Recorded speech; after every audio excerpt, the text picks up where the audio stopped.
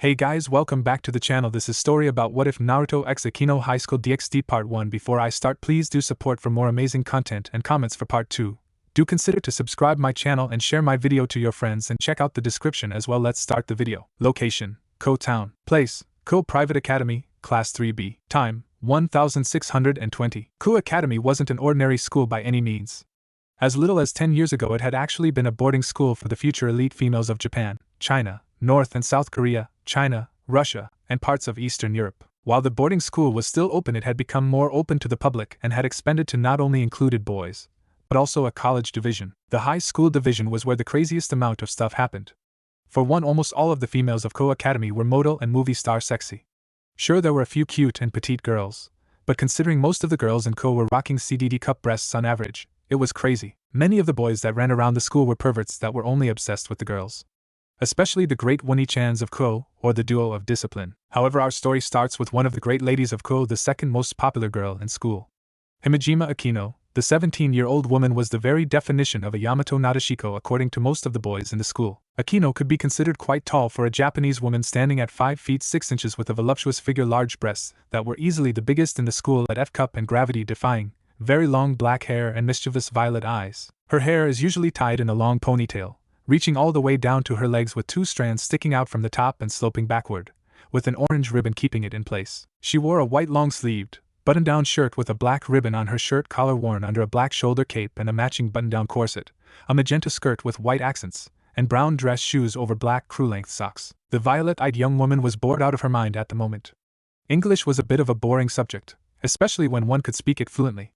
Maybe she should have signed up for German or French like her best friend. Then again, being a third year was challenging. None of the boys interested her. The girls who admired her were too scared to come near her, and those who she called her school friends were all basic yes men. It annoyed her to no end. Before anything else could go though her mind, she felt something vibrate against her breasts. Reaching into the hidden pocket of her shoulder cape, Akeno pulled out her cell and read the text she just received. Daddy, I'll be in town tonight around 7 p.m. Go to my place and wear something sexy. Don't plan on getting any sleep. Akeno blushed at the text, making a few of her friends look at her. Okay, Daddy, Akeno quickly texted back. It was a good thing Rias didn't need her tonight. Location: downtown Ko Academy. Place: Namikaze Condos, 9th floor. Time: 1700. Akeno walked up to the door of the 9th floor condo that her lover owned. She pulled out her spare key and opened the door, before closing it.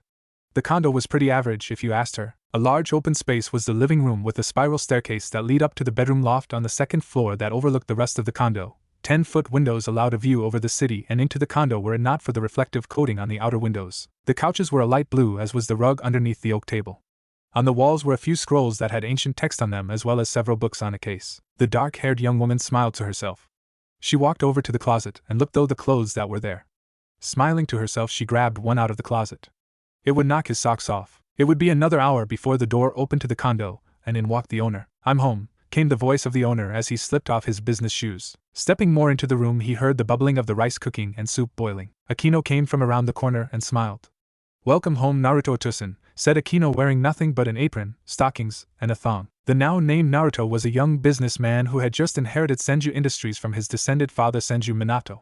He had only just graduated college at 24 and now at 25 was already making headlines and breaking boundaries. Not to mention that he was handsome, to say the least. Standing at 6 feet 3 inches, he was much taller than the average Japanese man. Probably had something to do with the European blood flowing, though his veins, well built, not like bodybuilders of guys who went to the gym just to go.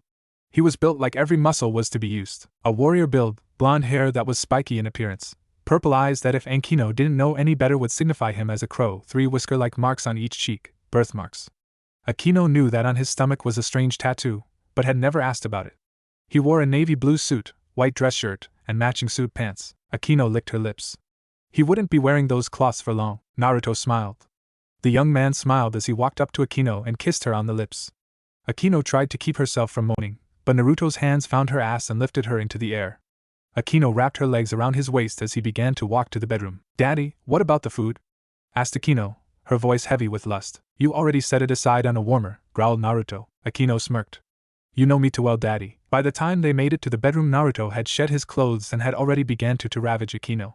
It would be close to 5 in the morning before Naruto had finished taking Akeno every way he could think of, and some rather inventive ways. In the bed, on the wall, against the glass, back in the living room, and in the bathroom. Of course, that was the norm when Akeno was in the arms of Naruto. Every hole of Akeno's was filled at least twice with his cum. Were it not for several factors, Akeno would probably be pregnant with triplets right now. It was nearly noon when Naruto awoke from his sex-induced sleep.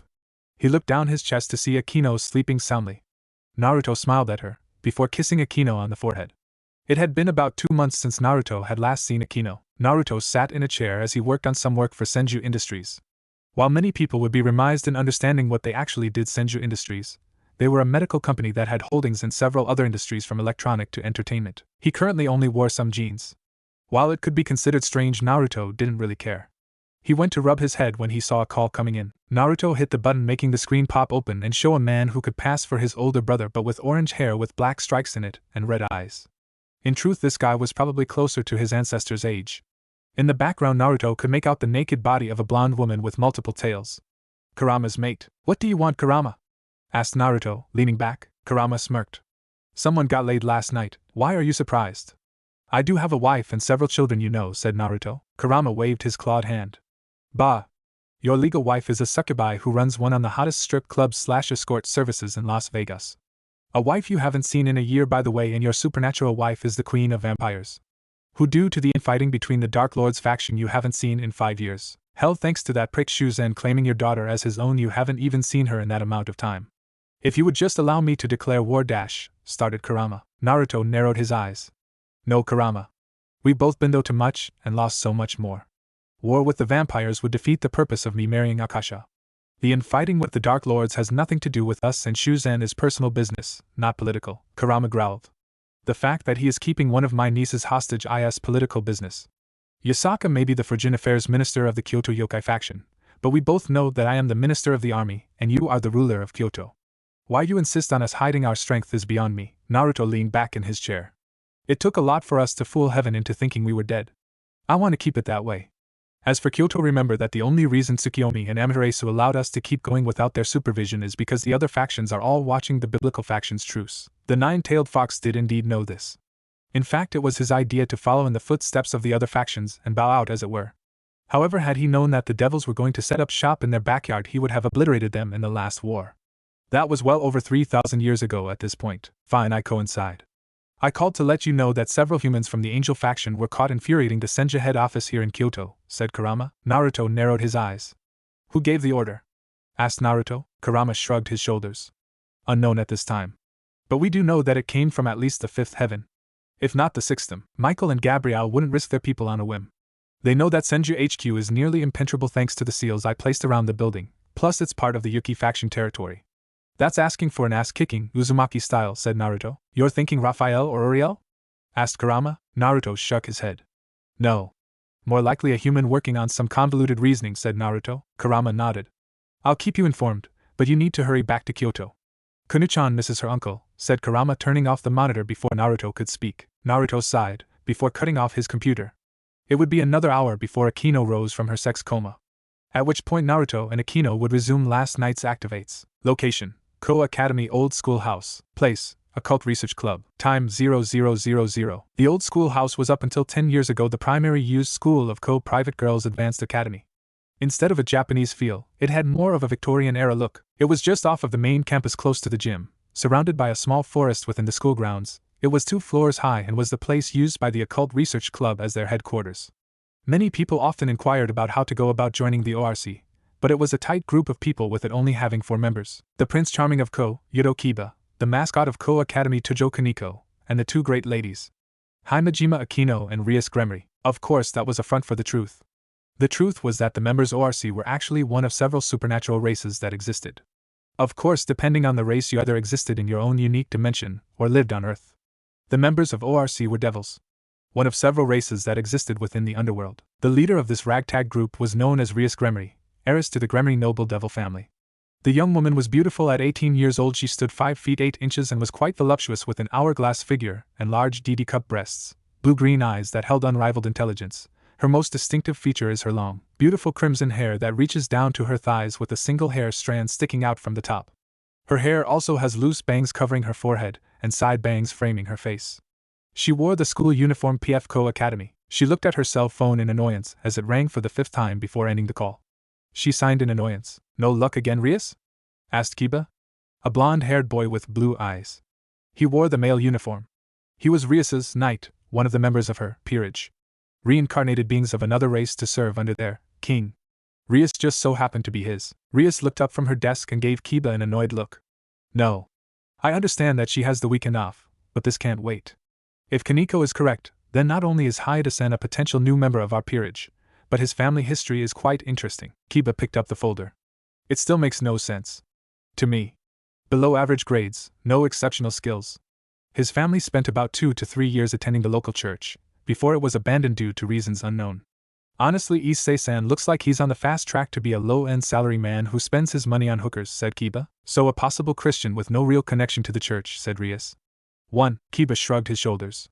Possibly, but we have to deal with the crows that moved in recently, said Kiba. Rias leaned back in her chair. I've already spoken with Sona about this. Until they attack someone or interfere with us directly, we can't do anything. Normally, while you and Kaneko would be out doing contracts, I would speak with Akeno about this kind of thing. But she has the weekend off. Please don't apologize, Rias. Whatever Akeno is doing must be important if her cell phone is off, said Kiba as he gathered the papers and left the office. Rias looked at her cell phone. I hope so, said Rias. Location, downtown Ko. Place, Naruto's condo. Time, 1000. Soft music played throughout the condo as Akeno and Naruto cuddled on the couch. Naruto in some softs and Akeno in one of Naruto's shirts with fell off her left shoulder and stopped at mid-thigh, reveling the edge of her pantyless ass. As she curled up on her lover, Akeno couldn't believe that she had actually managed to fulfill part of her dream. Many people would find it strange the way Akeno took her contracts. Then again, devils often did things strangely when it came to contracts. No longer the soul-taking Machiavellian schemers they were only 2,000 years ago. These days devils enjoyed the finer things when it came to contracts. Akeno's contracts were usually for businessmen in high positions or lonely housewives who needed a friend. The housewife's contract was often due to the fact that the woman wanted someone to listen to their worries and drink tea with them. The businessmen, however, wanted more than just a talking buddy. Many of them wanted shoulder rubs, cooked dinner, and some of the older ones who never had time for a family just wanted Akeno to pretend to be their child. Some wanted a spoiled daddy's girl, others wanted a disciplined, no-nonsense child. Those were her clients more often than not. However, it was the others that she had a bit of a problem with. Akeno made it no secret to her best friend that she wanted her first boyfriend/time having sex to be an affair.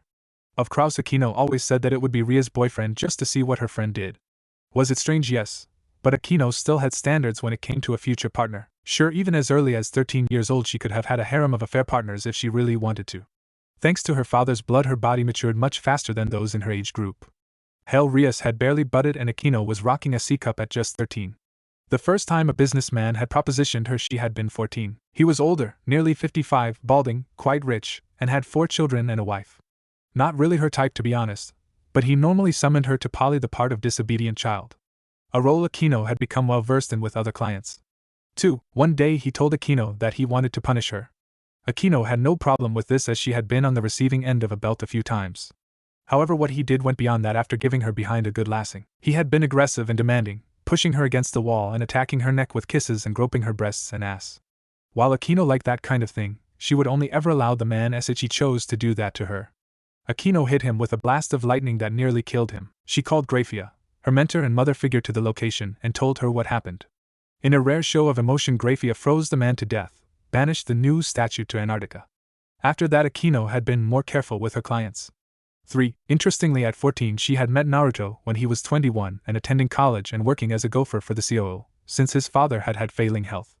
Naruto had summoned her and just asked for a date and companionship. Akeno was honestly captivated by his beauty at the time and figured that he was going to be another asshole who tried to get into her panties. To her utter surprise, Naruto had been an utter gentleman when it came to their date. From there they would meet at least twice a month. That was before Naruto took a position in the company as the deputy chief of staff. At which point Naruto and Akeno would meet once a month. Nothing ever happened, just dates, talking, and 6 months into him being her regular making out and light petting. When Akeno was 16, Naruto got married in a politically arranged marriage by his godfather. A woman that Akeno had never seen, not even in pictures. Instead of Akeno getting angry or cutting Naruto off, Akeno waited until Naruto was officially married, before she offered herself to him. That first night had been amazing for her. The rest was history. From that point onward, Akeno had been given a key to Naruto's condo. She would then clean it once a week, since Naruto was gone fairly regularly, only in town once every 2 months nowadays. Akeno was brought out of her thoughts as Naruto grabbed his phone and looked at a text. He sighed before closing it and raising from his seat. "What's wrong, Daddy?" asked Akeno. Naruto smiled at Akeno, before leaning down and kissing her. I have to take a quick business call, Akeno-chan, said Naruto. Akeno smiled. Hurry back, said Akeno. Naruto walked out of the room and picked up the phone. Hello, Yasakane? Did you need something? Naruto had a sister or sister figure? Interesting. Picking up her own phone, she looked at it and saw a total of 17 missed calls and 2 texts. All from Rias. Akeno frowned. She hated when her time with her lover was interrupted. She quickly called Rias. The phone rang twice before it was picked up. Akeno, I've been calling all night, said Rias sternly over the phone. Sorry, Rias, but I was doing something and didn't have my phone on. Aside from that, I had the weekend off, said Akeno, unapologetic. A sigh over the phone told Akeno everything that she needed to know. I know, Akeno, but please be more reasonable, especially when I need to speak with you on sensitive matters that are important, said Rias. Of course, Rias. But what did you need from me? Asked Akeno. I think that we've found our next member of my peerage, said Rias. Oh, and who would that be? Asked Akeno. Hayate Issei, said Rias. Before Akeno could open her mouth, Naruto rounded the corner, fully dressed. Akeno, I have to leave for a bit, said Naruto. What was that? Asked Rias in shock, hearing a man's voice. Nothing. I'll call you back, Rias. Bye, said Akeno quickly as she shut the phone. Everything all right, Daddy? Asked Akeno. Afraid not. I just got a text from my wife. My daughter got into some trouble in the States, and her mother sent her on the first flight over here. Why she didn't tell me sooner, I have no idea. My wife does some strange things, said Naruto. Akeno titled her head. This wasn't going to be good. Do you need me to leave, Daddy? Asked Akeno. Naruto shook his head. No, in fact, you can stay. Honestly, I should have reigned in Kurumu a long time ago. Then again, a strip club is no place to raise a kid her age, said Naruto, rubbing his head. Akeno's face lit up hearing this. Naruto was married to a stripper? This was getting more and more interesting. If it was a political marriage he was under, what kind of sweet little girl he have? Or maybe the child was an affair baby. Oh, the possibilities. So are you off to the airport? Asked Akeno. Naruto nodded. Yes, said Naruto before he leaned down and kissed Akeno. Naruto was out the door in record time. Once he was gone, Akeno sighed as she got up. No need to spend the entire day alone without her daddy. Might as well go and see Rias. Location, Ko. Place, airport. Time, 1100. The airport of Ko was bustling with activity as always. Even though it was only 11 in the morning, there was already a few incidents. Mostly due to a young woman who had just arrived from the United States. Several young men looked at the young woman, tried talking to her, or outright trying to take advantage of her, if not for the fact that she was much stronger than she looked and had sent them flying with a punch. Of course, the security didn't do anything to her, as her charm was just that strong. Then again, being the daughter of an arch-succubus and the strongest creature alive that her father was, well, she was stronger than a normal succubus by a fair margin. At just 15 years old, Uzumaki Kurono Kuruma, she has shoulder-length light ocean blue hair that is tied in a ponytail with a purple-made headband that has one gold star on the left side, deep purple eyes, thick long black eyelashes, and large DD-cup breasts. Despite her soft, massive and bouncy breasts, she is also quite small, as she stands at 5 foot even, wearing long-sleeved white polo shirt with a red bow tie, plus a pale yellow-colored vest and a miniskirt that looks exactly like the school's uniform skirt. White baggy Sifuku Sailor Fuku's schoolgirl uniform socks and plain black dress shoes. She sat on the bench as she looked at her cell phone. She was currently annoyed with her mother for sending her away. Just because she had corrupted all the men and women who had entered their den and started a mass orgy that she didn't even get to be in, damn it, doesn't mean she should be sent away to her father, a man she was sure was going to be hers one day. Alexis pulled up to her, making her stand up. Naruto stepped out of his chair and walked around the car to stand in front of his child. Before Naruto could say anything, Kuruma flung herself at him. Papa! Yelled Kuruma, squishing her breasts into Naruto's chest. Naruto wrapped his arms around Kuruma. It's been a while, Mumu-chan, said Naruto with a smile. Your Uncle Kurama and Aunt Yasaka miss you as well. Yasakane even offered you a place in her yukai school, said Naruto. Kuruma let Naruto go and pouted. No way, Papa. I'm going to attend school here. Naruto rubbed his head. While Senju Industries had an office here, it was one of the smaller satellite offices. While the main office was in Kyoto, and the secondary office was in Tokyo. Honestly, it would be a bit of a pain to get his set up from the main office to here. Let me get in contact with some people and get my stuff delivered here, said Naruto. Yeah, yelled Kuruma. Naruto smiled and grabbed Kuruma's bags before putting them in his trunk. Location, downtown Ko. Place, Naruto's condo. Time, 1400, Sunday. The door to Naruto's condo opened with Naruto and Kuruma walking in. Kuruma looked around before she turned to him with a wide smile. Is this your love nest, Papa? Said Kuruma, taking a whiff of the air. I can smell the pheromones in the air. They smell grand. If Mama was here, anyone who had sex with would have been knocked up. I swear you're just like your mother and aunt, whispered Naruto. Akeno! I'm home. When no replay came, Naruto walked further into the condo and found a note left by Akeno. Apparently she had to get back to her king, as something urgent came up. She probably wouldn't see him for a few days. Naruto shrugged at this. He knew what being a devil entailed. Devils and the supernatural were something of an open secret in Kuo. It didn't take a lot to get into the know. Like most standard devil contracts, you were not allowed to reveal the supernatural to anyone not in the know. Considering that 15% of Kuo Academy, just the high school branch, were supernatural beings, not even including the elementary, middle, and college levels, it was safe to say that rumor and myth were things in Kuo. If the CEO of Senju Industries had to give an estimated guess, about 40% of Kuo knew that the supernatural existed. Naruto chuckled. This is just temporary. I have a crew from Kyoto cleaning my main house up and moving things from the head office here. I should be able to start working with my major equipment Wednesday, but I'll start working from the Senju branch office here tomorrow. Although the director here is going to be in for a rude awakening, said Naruto as he sat Kuruma's things down. What did the idiot do, Papa?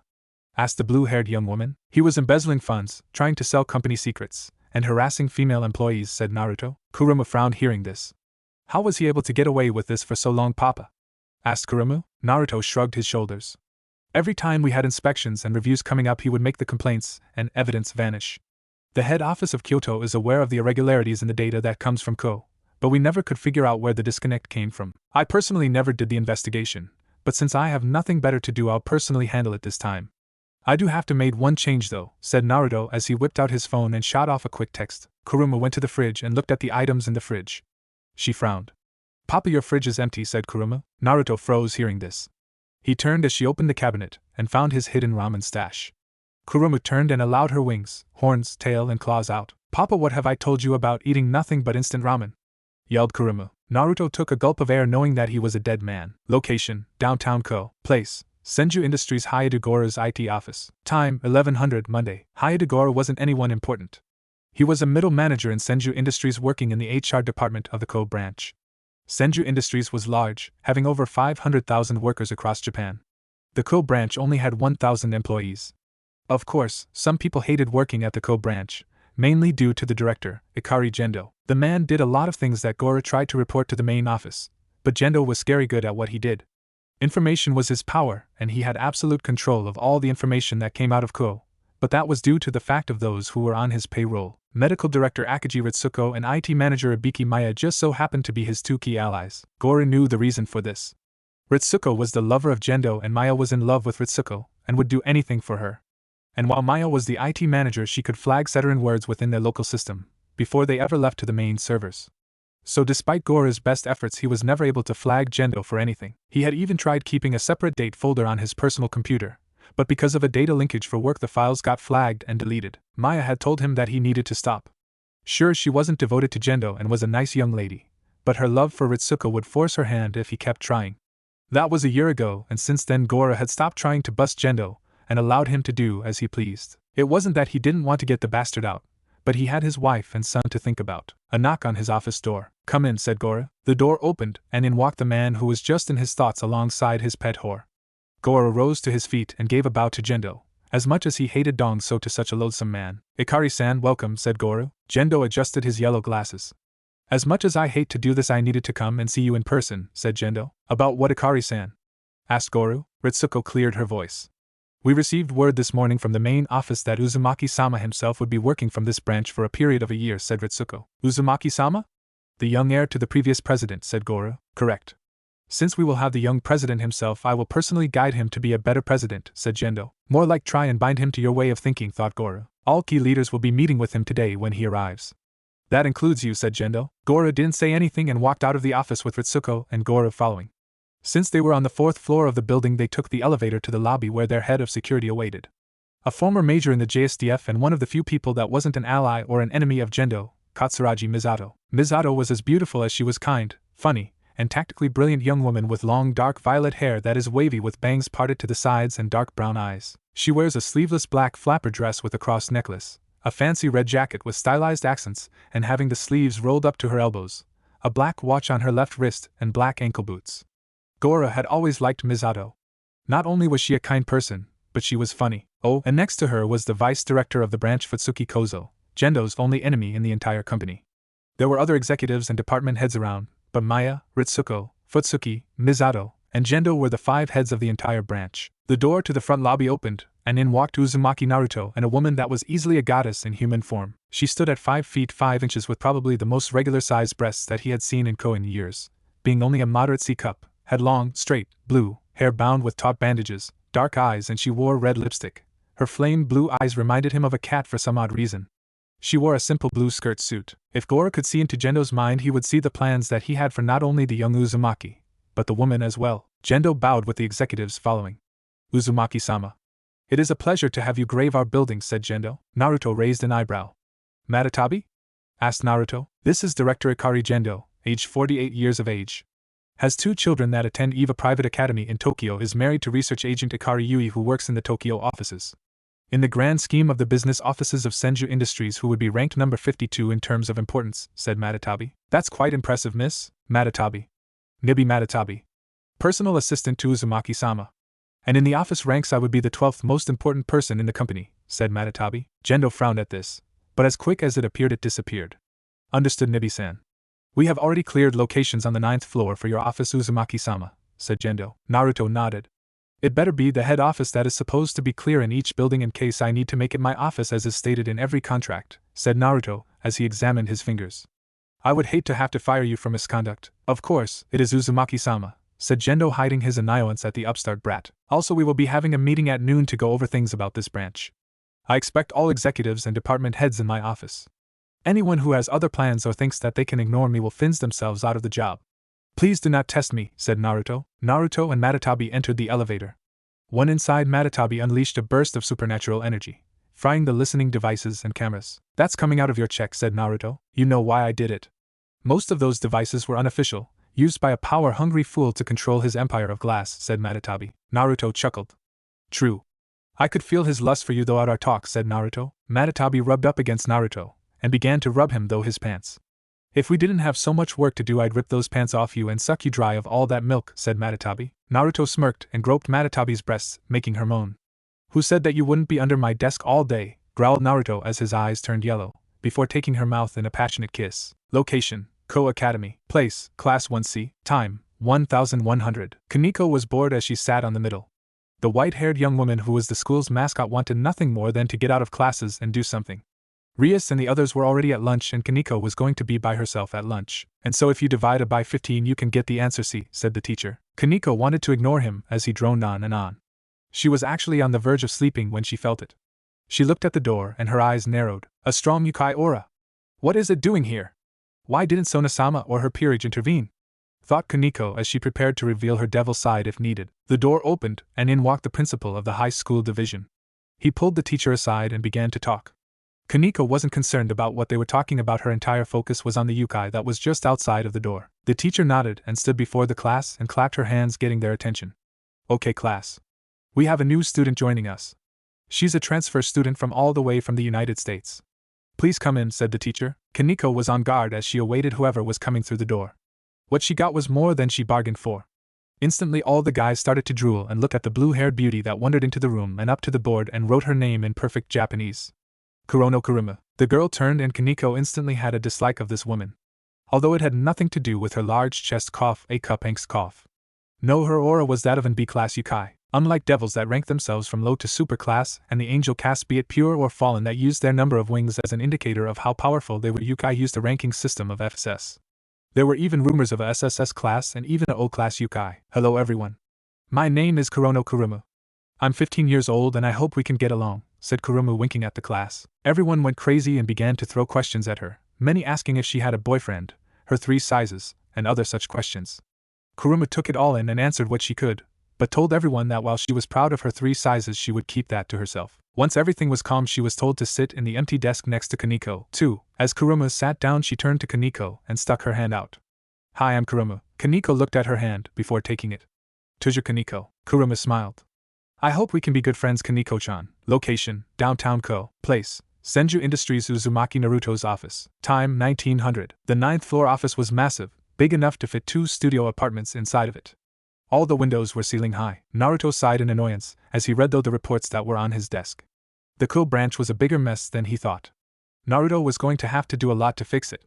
The meeting had run longer than intended, and Ikari had tried to take control and worm his way into the picture as Naruto's right-hand man. He was just glad that Matatabi shut it down before it got too far. Gendo definitely had an iron hold on the company in this location, but Naruto had a plan to fix that, but he was going to need help from 3 people to disrupt Gendo's power base.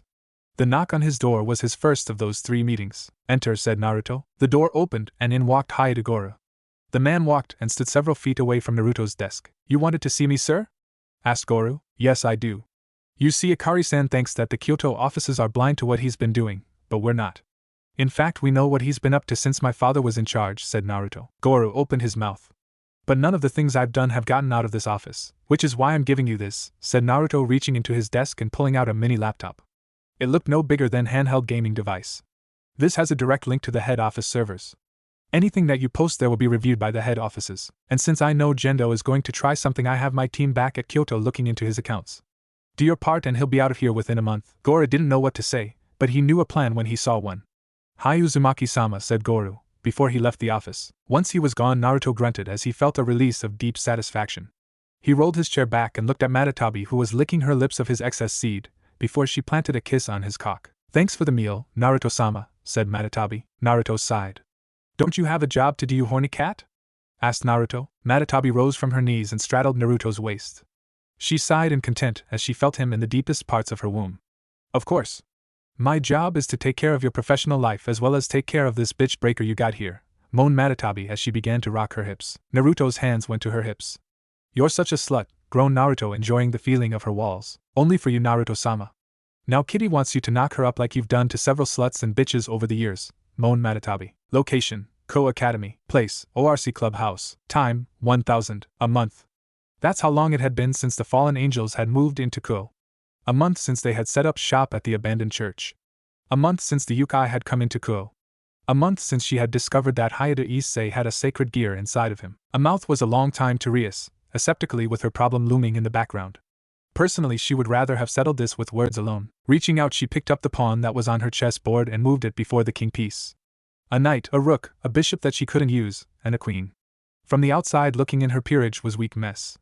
Although it didn't matter, her friends were her family, and her family was the strongest out of all the young devils since 2 of her current 4 pieces were sacred gear users. She could win, but it would take sacrifice. One she wasn't willing to make. Turning again, she looked at the board that contained 5 pictures of prospective people for her peerage. The Kendo Club co-captains Murayama and Keitase, the second most perverted girl in the school Ika Kiryu, the former baseball-playing bald pervert Matsuda, and then the below-average young man Issei. All of them would have made good pieces for different reasons. Murayama and Keitase were actually pretty good swordswomen, and they would complement well with Kiba's sacred gear sword birth. Ika Kiryu because she had a latent talent for magic if Akeno was to be believed. Then there was Matsuda. He was a strong young man and he could easily be a defensive-style rook. Then there was Issei, the prize among them all and the person that she knew was going to be her pawn. He was a basic pervert, was destined to live an average life and die an average human. Were it not for something as simple as the fact that he had an unknown sacred gear. The only reason that Rias kept such a close eye on him. Normally she wouldn't have bothered with him. The feeling of a gear didn't mean anything. It was Kaneko who helped her figure it out. The smell of a sleeping dragon coming from his left arm. Rias, like many devils, had researched to a bit of research into the sacred gears. Rias in particular studied the 2 great dragons. The White Emperor Dragon and the Red Emperor Dragon. And it was well known that the Red Dragon Emperor is normally housed in the left arm of his host. The others were just there as a fallback. The door to her office opened and Akeno walked into the room. "What is it, Akeno?" asked Rias, turning to the door. "Yesterday, right after school ended, a fallen angel made contact with Hayate Issei. We need to move forward with Plan B, Rias." Rias looked at her pawn. "I was afraid you would say that," said the red-haired she-devil before picking it up and moving it forward to D4. Location: Ko Town. Place: Senju Industries Ko Branch. Naruto's office. Time: 1200. Matatabi sighed as she walked into Naruto's office. Normally she would be quite excited to enter her lover's office. While it didn't seem like it at times, Matatabi was a consumerist professional. She was Naruto's right-hand woman. She would do anything for him. After they had come to this world several thousand years ago, Naruto had released her siblings to do as they pleased. The tailed beasts scattered across the globe. Sure, their influential natural powers had influenced some myths, natural disasters, and the like, but they never did it on purpose. It wasn't until they disappeared one by one that it became clear. The tailed beasts had come under attack. Everyone from Isabu to Gaiki vanished within the span of 50 years. It was probably 200 or so years before the start of the biblical wars that the angels began to hunt down Matatabi. It was some time after she had given birth to the 3rd generation of Nekashu with her then husband and Ikomata. Matatabi had actually been minding her own business, living in a rural village in Japan. She had also barely given birth to her 3rd litter. What cats tended to give birth to quintuples and the like fairly regularly, She had been laying about after feeding her children when she felt the appearance of the angels. An entire battalion of angels had come to conscript them for their army over mounting tensions with their fallen brethren and the devils. Their leader at the time had been someone who had 8 wings. A weakling in her eyes, but Matatabi was only about an eighth as powerful as she was, but she refused to allow them to attack her village. She had went on the offense, and for 45 of the most painful minutes of her life she fought and fought and fought, all in the name of her family. In the time that she had defended the village, her husband and a few of the warriors and hunters managed to get her people and children to safety before joining the fight. Sadly, her husband had died during the battle. He fell protecting a comrade. When they had been pushed back and all hope was lost, Naruto, Kurama, and Shikaku showed up, and between the 3 of them managed to turn the tide of battle in their favor. Shortly after the battle, Matatabi would fall into a 100-year coma. All she knew was during her nap the war of the biblical factions ended, and her people and children had scattered throughout the human world and underworld. Matatabi fell into depression for a time, but Naruto had brought her out of it, and even introduced her to Kurama and his primary mate Yasaka, who helped heal her. Following this, Matatabi found herself working under Naruto as his second in command. Over the next 100 years she would help him take the battle to angels, fallen, devils, other yokai factions, even the Shinto gods. Before she knew it, she had fallen in love with the boy who at one point was like a little brother to her. Soon after the Shinto/Jade Empire War, at which point the yokai and Shinto had become one major faction, Matatabi and Naruto had become lovers. They had never had children, more due to Matatabi's own fear of losing them again than anything else. Naruto had told her that he understood and would wait for her to find her children so that they could be together. That day would never come. As over the years what had become a thriving population of children with her blood had divulged to a trickle of its former glory, Matatabi shook her head and walked up to Naruto and Security Chief Misato. Or rather, she walked in on them as Misato was bouncing on her lover's cock like a cheap whore, as Naruto looked over paperwork. "Fuck! Uzumaki-sama, you're so much better than Kaji ever was," yelled Misato as her eyes rolled into the back of her head. Naruto didn't acknowledge her aside from a grunt of pleasure here or there as he was trying to do work. Matatabi wanted to laugh. Naruto had managed to break Misato within a week of him taking over, and it wasn't intentional either.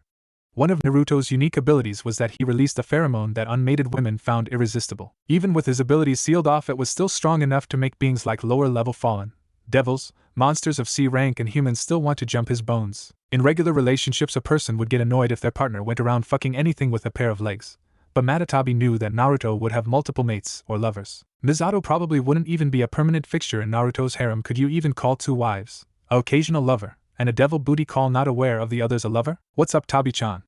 asked Naruto. "Well, we got the information back from HQ.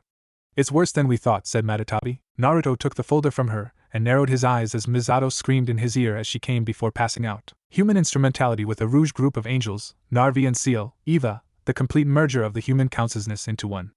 "This man is out of his damn mind," said Naruto before sheathing himself inside of Misato and releasing a small load inside of her before pulling out. Misato fell onto the desk, a twitching mess, as her lower lips kept trying to milk what wasn't there. "So what are we going to do about it?" asked Matatabi. Naruto shrugged shoulders. "No need to rush. According to this information, human instrumentality is at least 3 years off and would require the destruction of half of humanity and the revival of the ancestral race." Of course the math was off by a wide margin, but it didn't matter. Even if they were off by a few, messing with forces that even the Pathans didn't want anything to do with was unwise. "Tell Yasaka that I need 8 assault teams prepped and ready to move out at my command. I have a time frame, but it's not going to happen for at least another 3 weeks to 4 months, said Naruto. "Anything else, Naruto-kun?" asked Matatabi. Naruto gave Misato's ass a solid smack, activating the seal that he had put on there the first night her had fucked her into oblivion. "I'll be with Kuruma-chan this Saturday, so unless it's an emergency that needs my direct supervision, I'm not to be troubled. Also get Misato dressed and back to her post. I'd rather she not come to and find herself here, especially since I activated the seal." "Understood, Uzumaki-sama," said Matatabi, slipping back into the character of just a loyal secretary. Location: Ko Town. Place: Central Park Eastern Fountain. Time: 1900. The father-daughter duo of Uzumaki Naruto and Uzumaki Kurono Kurumu had been an utter success if you asked Naruto. They had to pretend to be brother and sister in most locations. Naruto had taken Kurumu eating, shopping, and to the fairies' will. All in all, it had been a marvelous day. Currently the duo were walking around the park. "Papa, when are you going to call Mama and Auntie here?" asked Kurumu. Naruto chuckled. "You and I both know your mama is someone who plays by her own rules," said Naruto. Kurumu sighed. "Truth.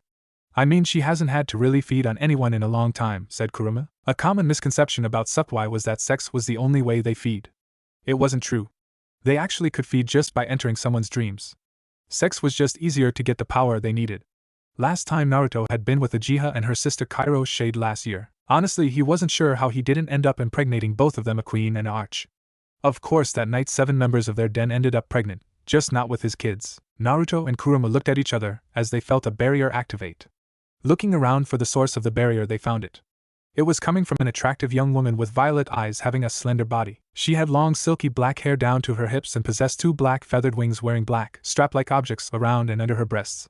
A thong-like piece held around her hips by 3 thin straps. Gloves that ran right up her arms with small lengths of chains hanging from them. Shoulder guard-like objects on her shoulders with 3 large spikes sprouting from her right shoulder, and black thigh-high heel boots. On her left wrist was a pink scrunchy bracelet. She had a boy's face in her hands. He was nothing special to look at. Average height with short, spiky brown hair, with 2 short locks of hair behind his head, and light brown eyes. He wore a black collared shirt, a gray sweater, skinny dark blue jean pants, and a white shirt over it. This was the son of Hyde. Issei. Well, Naruto couldn't let anything happen to him. He needed Goro to be effective at his job. Naruto sighed in annoyance. Kuruma held her arm tighter as they watched the fallen angel throw her spear at Goro's son, if looks were to be believed. Naruto shrugged Kuruma off. Before vanishing in a blur of static and sound, he appeared before Issei and caught the spear with his hand before crushing it. What? Asked Reiner, stepping backwards and glaring at Naruto. Who are you? Asked a terry-fed Issei. Naruto glanced at him for a second, before looking at Kuruma. Take this boy home, Kuruma.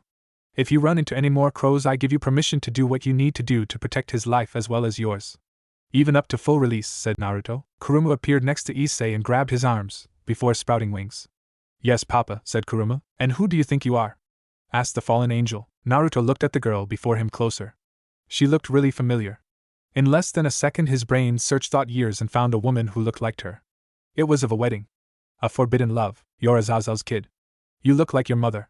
If I remember correctly, Sarah, said Naruto. Rayonra stiffened at the mention of her mother. A human excommunicated nun. Excommunicated because she tasted that which is forbidden to all maidens serving under the Lord's name. Sex. To the best of her knowledge, Sarah was the only woman her father had lain with. This led to both Azazel's fall from grace and the start of the Grigori. This was the reason that she had never seen the grace and glory of heaven. But the stiffness quickly left her body. With a roar of anger, she pulled all of her energy into the spear as a second pair of wings burst from her back, dripping blood, as she created another pink spear and threw it at Naruto. The spear was only feet from Naruto, before he caught it and crushed it. Reiner looked at Naruto in slight fear. No human should have been able to stop the attack of a 4-winged fallen angel. Vanishing from her sight, Rayonra looked around as she heard the sound of static every few seconds. Naruto appeared before her and went for a punch, but stopped shy of her face. Rayonra was about to mock him, but was blown away by an unseen force. Whatever had hit her was too strong for her to correct herself in time. She was sent those several trees almost 100 feet away from where Naruto was. Naruto pulled his fist back and looked at it. Way too much force, said Naruto. Reiner flew into the air panting. She was bleeding from several wounds and other such injuries. Wiping her mouth, she glared at him again. Who are you? From the fact that I can't sense a demonic aura on you, I'd say you're no devil. Nor do I feel any holy energy, so you're no angel, and I know all fallen thanks to my father, so who are you? A yokai? Naruto rubbed the back of his head. The fact is that if I tell you who, or more specifically what I am, it's going to open a can of worms so big it will make the biblical war seem like a schoolyard scuffle. It's been more than 100 years since I've had to actively get involved with anyone other than the vampire and western monster factions. Don't make me get involved in a pissing contest between 2 little girls and their friends, said Naruto. If you don't tell me now, I'll cut you to ribbons, you bastard, yelled Reiner. Naruto sighed, before he looked at Reiner dead in her eyes. Before Reiner knew it, she felt something akin to primal fear gripping at her head. She began to hyperventilate before falling from the sky and laying on her ground, barely managing to get to her hands and knees, before pissing herself in fear. Looking back to the man, she saw that he was now mere feet away from her. She scrambled backwards in sheer terror, trying to find her voice. Monster! Yelled Reiner, as tears began to run down her face. Monster is a subjective term. To a canary, a cat is a monster. You're just used to being the cat, said Naruto. Reiner didn't stick around any further, as she flew off into the night. She had to tell the others. To warn them. Stay away from the whiskered man with blonde hair and eyes that could invoke fear on a level that not even her father could do. She had to warn them of the creature that existed from the old war. The strongest creature was in Ko and wanted to be left alone. Location: Ko Town. Place: Hyde Residence. Issei's room. Time: 1905. Kuruma flew Issei to his house, before pushing the window open and flying in before dropping Issei on his bed. Kuruma landed on her feet, before putting both her hands out and muttering a few words. A blue barrier appeared around the room, preventing sound from escaping as well as any supernatural power above a certain level from being felt. Kuruma turned to Issei and found that he was a drooling mess. Oops. Forgot to turn off the charm, said Kuruma as she pulled her excess power in. It took a moment, but Issei was able to regain his composure before shaking his head. Where am I? The last thing I remember is Yuma tried to kill me, said Issei. Kuruma leaned on the desk. Yeah, that tends to happen from time to time, said Kuruma. Issei looked at Kuruma and couldn't help but focus in on her breasts, those large lovely bouncing orbs that were just out in the open aside from a thin bikini keeping her nips from view. A super thong and black wings and horns. Wait, wings and horns. What the hell are you? Asked Issei. Kuruma rubbed her head while ignoring the fact that Issei was staring at her tits. She was used to it at this point. Normally my dad would answer this, but I'm a succubus and you, my friend, have just found yourself in the supernatural world all because you wanted to get your wet, said Kuruma. Location, Ko Town. Place, Hayada Residence. Issei's room. Time, 1905. The room grew eerily quiet after the bombshell that Kuruma dropped on Issei. Supernatural? Fallen angel? Succubus. Wait, a succubus. The sex demon that had sex with men and took their life force though their junk. And she was a hot piece of ass if he ever saw one. Damn, this was a blessing if he ever saw one. He had to shoot his shot. Right here, right now. And if he failed, well, he had some decent spank bank material. Will you have sex with me? Asked Issei almost desperately. Kuruma laughed. Sorry, Han, it's not that simple. Even with the power you possess, you're not even on my radar for a destined one, darling, said Kuruma. Power? Unless I have a legendary dong or something, I'm nothing but a regular high school guy, said Issei. Not according to all the females in school. You're the leader of the perverted trio. However, considering that yours is actually pretty big, I'm shocked you haven't gotten a girlfriend yet, said a grinning Kuruma. 1. School. You go to Ko Academy? Asked Issei. Kuruma stuck out her tongue. Uzumaki Kurono Kuruma, Class 1C, heiress to Arch-Succubus Kurono Ajiha. Nice to meet ya, Issei-san. So what happens now? Asked Issei. Kuruma took out her phone. Nothing. We wait here until Papa calls me and I go home. I'm just going to shop until I get the okay to leave. Feel free to jack off to my tits. Personally, I don't really care. Issei sighed as he tried to wrap his head around everything that had happened. That and the fact that a beautiful babe was in his room. And the fact that he really wanted to rub one out to the beautiful girl in front of him wasn't helping matters. Location, Ko Academy. Place, ORC Clubhouse. Time, 1930. Rias paced back and forth in her office. It had been over 30 minutes since the sun had set and still her magic circle had not triggered. The plan had been easy and slightly outside of the rules of devil reincarnation that had been established in the truce. A person had to be asked to be reincarnation of their own volition, however a loophole had been discovered. A person who died, but had a strong will, could be reincarnated within 5 to 15 minutes before they fully passed on. Beyond even heaven or hell. The true afterlife. A place no one had ever been. Akeno summoned Kiba and Kaneko from their contracts. Tell them it is an emergency situation. We need to investigate why Hayada-san hasn't summoned me yet, said Rias. Akeno nodded as it was indeed strange. She pulled out her cell phone and was about to text them in their group chat, but was stopped at the sound of static behind her. Akeno held up her hand, summoning lighting and turning to attack the person behind her, only for her hand to be stopped. Is that any way to greet me, Akeno? Asked the person. Akeno! Yelled Rias as she summoned her own power of destruction. Get away from her or I'll see you to the underworld. Please calm down, Rias, said Akeno calmly as Naruto released. I guess it's best that I introduce you. Rias, this is Uzumaki Naruto, president of Senju Industries, one of my clients, and my lover. Although he has some explaining to do, Rias's jaw dropped open. She had always known about Akeno's desire to have a lover from an affair, but she didn't think she would try it until Rias got a boyfriend. Although this did leave her the question of how this man got past their defensive barriers. Naruto chuckled. You got me there, Akeno-chan. First and foremost, allow me to apologize. While you are correct in my title as president of Senju Industries, that is my human title, I have more than one supernatural title. However, I'll tell you my original title. The Demon Shinobi, said Naruto. Rias and Akeno both gasped hearing his name. The Demon Shinobi had been an enemy of the new Satan faction during the Devil's Civil War. He was responsible for killing off at least 8 pillar families single-handedly. He had also fought all the Satans at least one-on-one, and in one of the most famous battles he had fought Surzex Senejuka in a 2-on-1 situation, and he had escaped with his life, although after that fight he vanished. Many assumed that he had died from his injuries. Apparently that wasn't the case. Rias narrowed her eyes. You still wanted in the underworld for the crimes you committed during the war, said Rias. Naruto smiled at this. The history books are written by the victors. Had the old faction won, I would have been a hero. Good to know you guys have long memories, but honestly, I don't really care. I'm not a citizen or subject to the laws of the devil faction as a whole, said Naruto, taking a seat in the chair at Rice's desk. Rias stepped behind her desk, but had sent a message off to Kiba and Kaneko to arrive as quickly as possible. So what do you want? Asked Rias, keeping a small ball of destruction hidden in her hand. You can put that power away. It would do you as well as that butter knife on your table. I'm here to parley. What I want from you and want nothing. Except for you to honor the treaty and not convenience its laws about the evil peace system, said Naruto. Rias reluctantly released the ball in her hand. How do you know about that? Asked Rias with narrowed eyes. The evil peace system isn't exactly a secret. Especially after what your idiot brother and the other Satans failed to stop a retaliation attack on a Yukai village because a reincarnated devil went rouge. A protected Yukai village at that, said Naruto with narrowed eyes. That had nothing to do started Rias. Child, I'm not going to get into this with you. That situation is way above your pay grade and sits in your brother and Seraph's court as it was on them to keep devils in line. I'm not here to argue morality, and who's at fault in that situation. I'm here to tell you to not get the people of this city caught up within your fight, said Naruto. Rias narrowed her eyes. Ko is the shared territory of the Hariases Gremry and Citri. We care deeply about all those who reside within our territory, from out servants to those unaffiliated. Naruto leaned back in his chair. This territory is on loan to those clans from the greater Shinto/Yukai faction that rules all of Japan. Devil's primary territory on Earth is Europe, and since the eradication of the Americas pantheons, all of North America. Your claims to this territory can be revoked if certain conditions are met, one of which is the forcing of someone into your peerage against their will or facilitating the death of one who is unaware of the supernatural.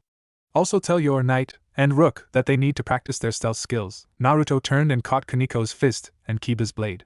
He gave Kiba once over, before looking at Kaniko. Naruto's eyes widened slightly, before he released them both.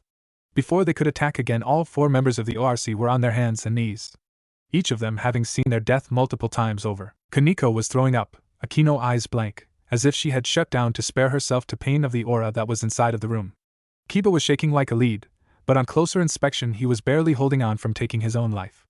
Rias was the first to recover. After taking a big gulp of air, her hand shot to her forehead where he had used a finger and pierced her brain, before her hand moved to her heart where Naruto had ripped it out, and looked at Naruto, who had returned to his seat.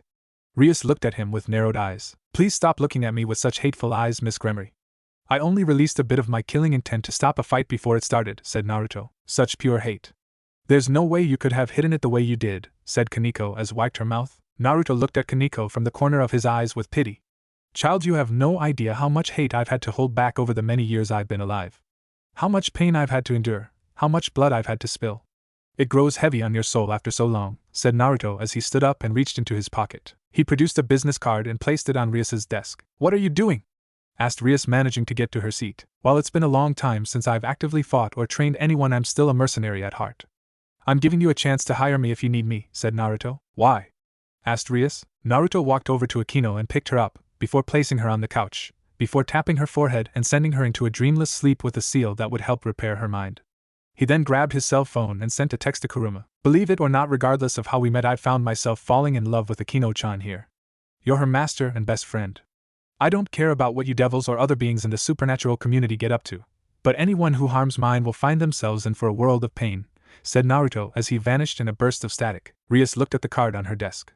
If his offer was true, then he was invaluable. Location, Ko Academy. Place, abandoned crutch. Time, 0020. Rainier sat on her busted throne inside of the abandoned church. She kept replaying the events of the evening over and over in her mind. That man. He had been so strong, so dominating. She shivered in fear at the thought of fighting this man again. She whined as she felt her second pair of wings flex themselves. Anger had pushed her over the edge and past her power threshold. She was already powerful compared to the others, but now, even with her power doubled, she was still nowhere near as powerful as that man who she had fought. What's eating you, Rainier? Asked a woman who came down from the rafters and landed before her friend. A tall and buxom woman with brown eyes and long, navy blue hair that obscured her right eye. A maroon, trench coat-like top with a wide collar, a matching miniskirt, and black-heeled shoes. The trench coat top was open at her chest, giving view to her breasts and cleavage. She also wore a gold necklace around her neck. Behind her back was a single pair of wings. This was Calawarna, Rainier's best friend. Where are the other two? Asked Rainier. Donasek decided that he was going to go on a midnight stroll, while Middlet is looking for a good fuck tonight, said Calawarna as she straddled Rainier's lap. Not the point. What's eating you, love? Rainier sighed as she leaned back in the chair. The person who stopped me from killing Issei knew my mother, said Rainier. Calawarna knew that Rainier's mother was a sore subject for her. Rainier had been born during the Crusades, a time where Calawarna herself had already been on the verge of falling due to her own anger at the fact that devils were killing her friends. When Azazel fell, it took years for her to follow after the man, but later on she became good friends with Azazel's lover and later something of a godmother/mentor to Rainier. Calawarna was heartbroken when she died when she reached the end of her natural lifespan. She had taught Rainier how to summoning her spear, taught her how to fight. She had even taught Rainier how to kiss. It was safe to say that she loved Rainier, be it as a sister, friend, or even lover was hard to say. Even Calawarna didn't know for sure. It was one of the reasons she had followed Rainier on this mission. Not out of loyalty to Azazel or the rest of the cadre, but loyalty to Rainier. "I'll handle things, Rainier. Just be prepared for the girl to come soon," said Calawarna, giving Rainier a light kiss on the lips, before she took off into the night sky. Rainier sighed. That's right, Issei wasn't her only goal. Getting up, she pulled out one of her father's books on sacred gears. Turning to the page that she had been looking at, she read it over again. The Power of Twilight Healing. Location: Ko Town. Place: Senju Industries, Naruto's office. Time: 1645. Gendo and Ritsuko walked towards Naruto's office. Gendo in a huff, while Ritsuko was just trying to keep up. Once he was upon the large doors that lead to Naruto's office, he threw them open and glared at Naruto, who wasn't at his desk, but seated at what amounted to a small lab, eating a bowl of ramen as he read over something. Naruto turned to Gendo and slurped up his noodles. "I don't remember calling for you, Gendo?" said Naruto. Gendo narrowed his eyes. "No, I needed to come and speak to you about something you did," said Gendo. Naruto set down his noodles. "Oh, and what is that?" Ritsuko stepped up. "So why did you feel the need to shut down Terminal Dogma?" "That location housed at least 70% of this branch's information and research," said Ritsuko. Naruto put a hand on his forehead before he snapped. "Oh, that place. Yeah, I had to shut it down since it was drawing too much energy and data. It also seems that my executive position as president of the company didn't allow me entry into the terminal. There was a good reason for that, sir. I personally veto everyone who works the terminal, and unfortunately, since you haven't been vetoed, I couldn't allow you access. The process was in place before you got here and I never got around to getting you access," said Gendo. Naruto nodded. "Understood, Gendo, but it still needed to be shut down. Exceptly if one of our rival companies caught wind of it. I'm not opposed to reopening the terminal, but I need it to go under revision," said Naruto. Gendo looked at Naruto and opened his mouth to speak, but stopped himself. Terminal Dogma was only one of 5 facilities that housed their data. It just so happened to be that Dogma was easier to manage under his watchful eye. The terminals in America and Germany were under Seal's direct control and would be annoying to get access to. However, they still needed the resources of Senju Industries, so their alliance was still needed. Gendo would achieve his goals, and so long as this fool didn't get in his way, then he would count it to be a useful pawn. "Very well, Uzumaki-san. I hope that we can get this unfortunate issue resolved," said Gendo. Ritsuko and Gendo left, leaving Naruto to his own devices. Location: Ko Town. Place: Streets. Time: 1900. Issei walked down the street. He had just left Motohama's house. A lot of things had happened over the course of the last day. He had spoken to Kuruma, who had only gotten permission to tell him about herself and the basics of the largest of the factions, the biblical faction, and how it was basically divided. He had spent the last day basically lost in his own world. Hell, even getting invited to Motohama's to watch Ring X Mama Vol 3, the title bout, wasn't enough to get him out of his funk. So it was a confused young man who made his way home. As he didn't notice that the streets became barren, the sound of cars and street vendors vanished. "Well, I didn't think I'd get the cutie that Rainier let get away," came a voice. Issei looked up and saw that he was looking at a blonde-haired girl. A black Lolita dress with white frills, a large black bow on the front, and a green jewel embedded on the collar, white thigh-high socks, and black shoes. She also wore a large black bow on top of her hair. Who are you?" asked Issei as he took a step backwards from the girl. While he didn't understand it, his instincts were screaming at him to run. The girl smirked as she summoned a pink spear and threw it at Issei. Issei could do nothing as the spear pierced his stomach. Issei was thrown off his feet and hit the ground, couching up blood. The Lolita floated over, laughing. "I can't believe how easy that was. Rainier will be happy to know that I killed you," gloated the girl before flying away. Issei coughed as he reached out. He didn't want to die. Sure, he had seen some nice tits, but he was still a virgin. "I don't want to die," said Issei, as he began to bleed out. As Issei began to bleed out, a small circle appeared in his jacket pocket. It glowed bright red as a young woman with long red hair appeared. She looked at Issei. "Do you wish to live?" asked the woman. Issei nodded, too weak to speak. The young woman smiled. "Then be reborn as my servant and fight in my name. Become a servant for the House of Gremory." "Rias Gremory," said the young woman. 2. Issei couldn't keep his eyes open and fell into slumber. Location: Ko. Place: Hyadu. Time: 0830, Saturday. Issei's eyes shot open as he took a gasp, before sitting up. His hand went to his stomach where the spear had hit him. He knew that it wasn't a dream since Kuruma had explained what she could to him. But that didn't explain why he was alive. He knew that he had died. You didn't dream the kind of pain that Issei felt. The last thing he remembered was that girl with red hair. Come back to bed, Issei. It's cold," came a sleepy voice. Issei froze hearing the voice. He moved the cover and saw the red-haired girl from yesterday, naked as the day she was born. She looked beautiful with the morning sun bathing her peach-colored skin in its warm light. Even compared to some of the models and porn stars, he would spank it to she was just on another level. Shaking his head, Issei let out a yelp and jumped out of bed, only to fall hard on his ass. The red-haired woman sat up and yawned. I asked for a few more minutes since last night drained me, but I guess now that you're up we can talk, said the redhead. Wait, drained you? Did we have sex last night? Because it would totally suck to forget that, said the brown-haired young man. Rias smiled before winking. Sorry, Issei. But that's not the case. Actually, do mind if I call you Issei? Asked the woman. Not that I would ever mind a beautiful girl with nice tits waking up in my bed or giving me a nickname. But what the hell are you doing here? And if I remember right, you're Rias Gremory-senpai, said Issei in awe of the fact that the school idol was in his freaking room. The red-haired young woman smiled. You'd be correct, my name is Rias. Rias Gremory. As for why I'm here, my newest servant was badly hurt by a light spear, so I needed to share some of my magic with him to heal him, and the type of healing I did works best with skin-to-skin contact, said the young woman. Servant? What am I, some kind of sex slave to you or something? Asked Issei. Rias crossed her arms under her breasts and smirked. Before Issei could ask what was so funny, as her foot came up and began to fondle Issei's rapidly hardening junk. Issei moaned slightly at this. Rias was actually pretty good at using her foot. Coming up with her second foot, she used her feet in tandem to make Issei feel amazing. Rias did this for about 2 minutes, bringing Issei closer and closer to release. Issei tried to keep from coming since Rias's feet felt so damn good. Fucking hell. I'm about to bust the fattest nut of my life all because of this sexy redhead, thought Issei. If I wanted to turn you into my boy toy, I could do so as easy as giving you a foot job. Under devil law, as a high-class devil, any low-class devil who is a servant of mine must follow all orders given by their master, said Rias as she stopped her foot job, just as Issei was close to coming, blue balling him, before she got up and pulled on a lace purple-black thong. Issei groaned slightly and opened his mouth to ask something else, only for his door to be opened by his mother Haida, Miki, and Kuruma. Issei-kun, your friend Kuruma is here. She said that started Miki as she looked at her son's hard-on and the beautiful girl in her son's room. Both Issei and Kuruma looked down in shock at Rias, who just smiled. Hello, mother. You devil bitch.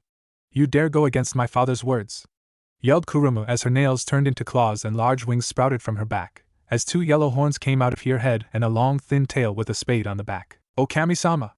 Yelled Miki in shock. Rias ignored the split-second headache that occurred and summoned her power of destruction from both her hands. Before either girl could attack, 3 shadows appeared and held a tanto to their throats. Rias became nervous at the entrance of the shadows. Shadows were Kyoto's equivalent to the stealth force from the Bleach manga that Rias loved. The triple shadows solidified, revealing themselves a trio of young women standing at 5 foot even, with slender figures, B-cup breasts with fair skin, coral eyes and blonde hair that is tied to a ponytail, each of them having blue, green, and red, wearing a black half breastplate over a sleeveless mesh bodysuit, a black and blue striped headband with the one in front of Rias having light orange scarf with flower pattern, black arm gloves with metal bracers, a light orange hakama pants and black boots with metal plate around the shin and instep. All 3 were drop-dead gorgeous, not more so than Rias or Kuruma, but they were easily up there with some average devil bow ties. Who are you 3? Asked Rias in fear. Kuruma cursed Shadow Kunoichi. Part of my father's elites who travail throughout Japan, always on the lookout for threats to the greater Shinto/Yukai faction. And apparently a hidden guard I didn't realize I had, said Kuruma. Forgive us, Ojo-sama, but that is not the case.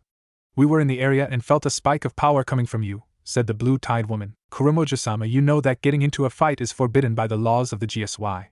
Desecration serves our people well, said the shadow with the green hair tie. I realized that, Shadow, growled Kuruma.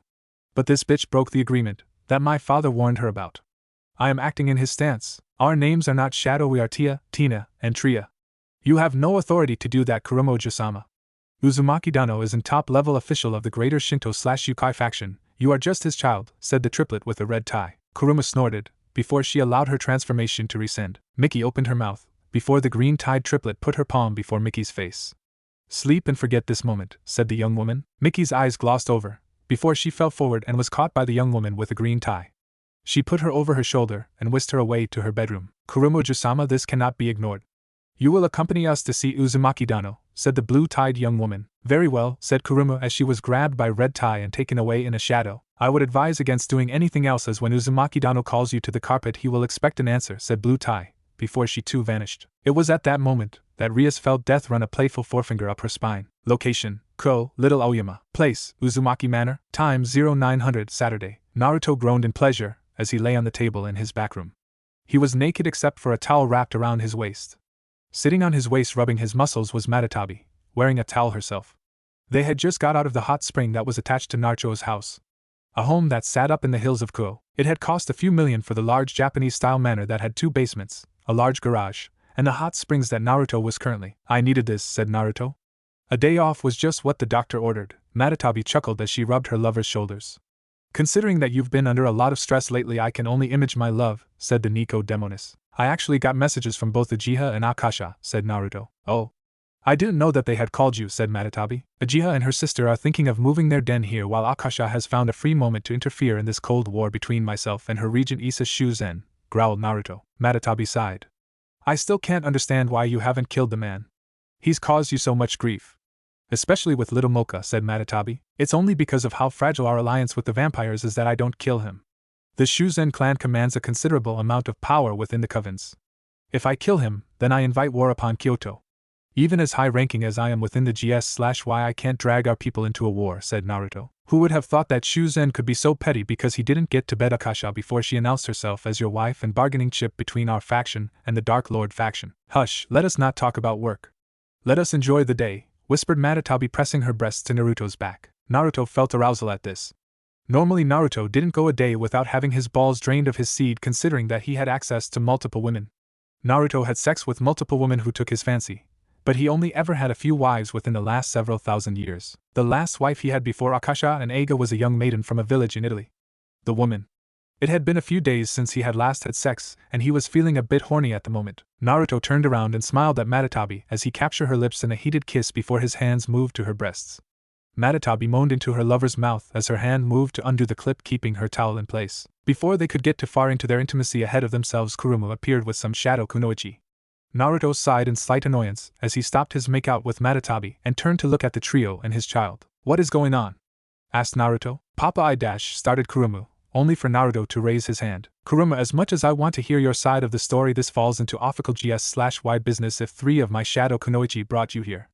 So I ask again, what is going on, Tria? Said Naruto, looking at the green tie-haired young woman. Uzumaki-dano, what I tell you because I am duty-bound, said Tria. The eldest of the shadow kunoichi regaled Naruto with what had happened nearly 30 minutes ago, with Kuruma interjecting on why she did what she did. Naruto growled in the back of his throat. Take a scroll to Lucifer, Leviathan, the Gremory and Citri clans and the heiresses, explaining my displeasure.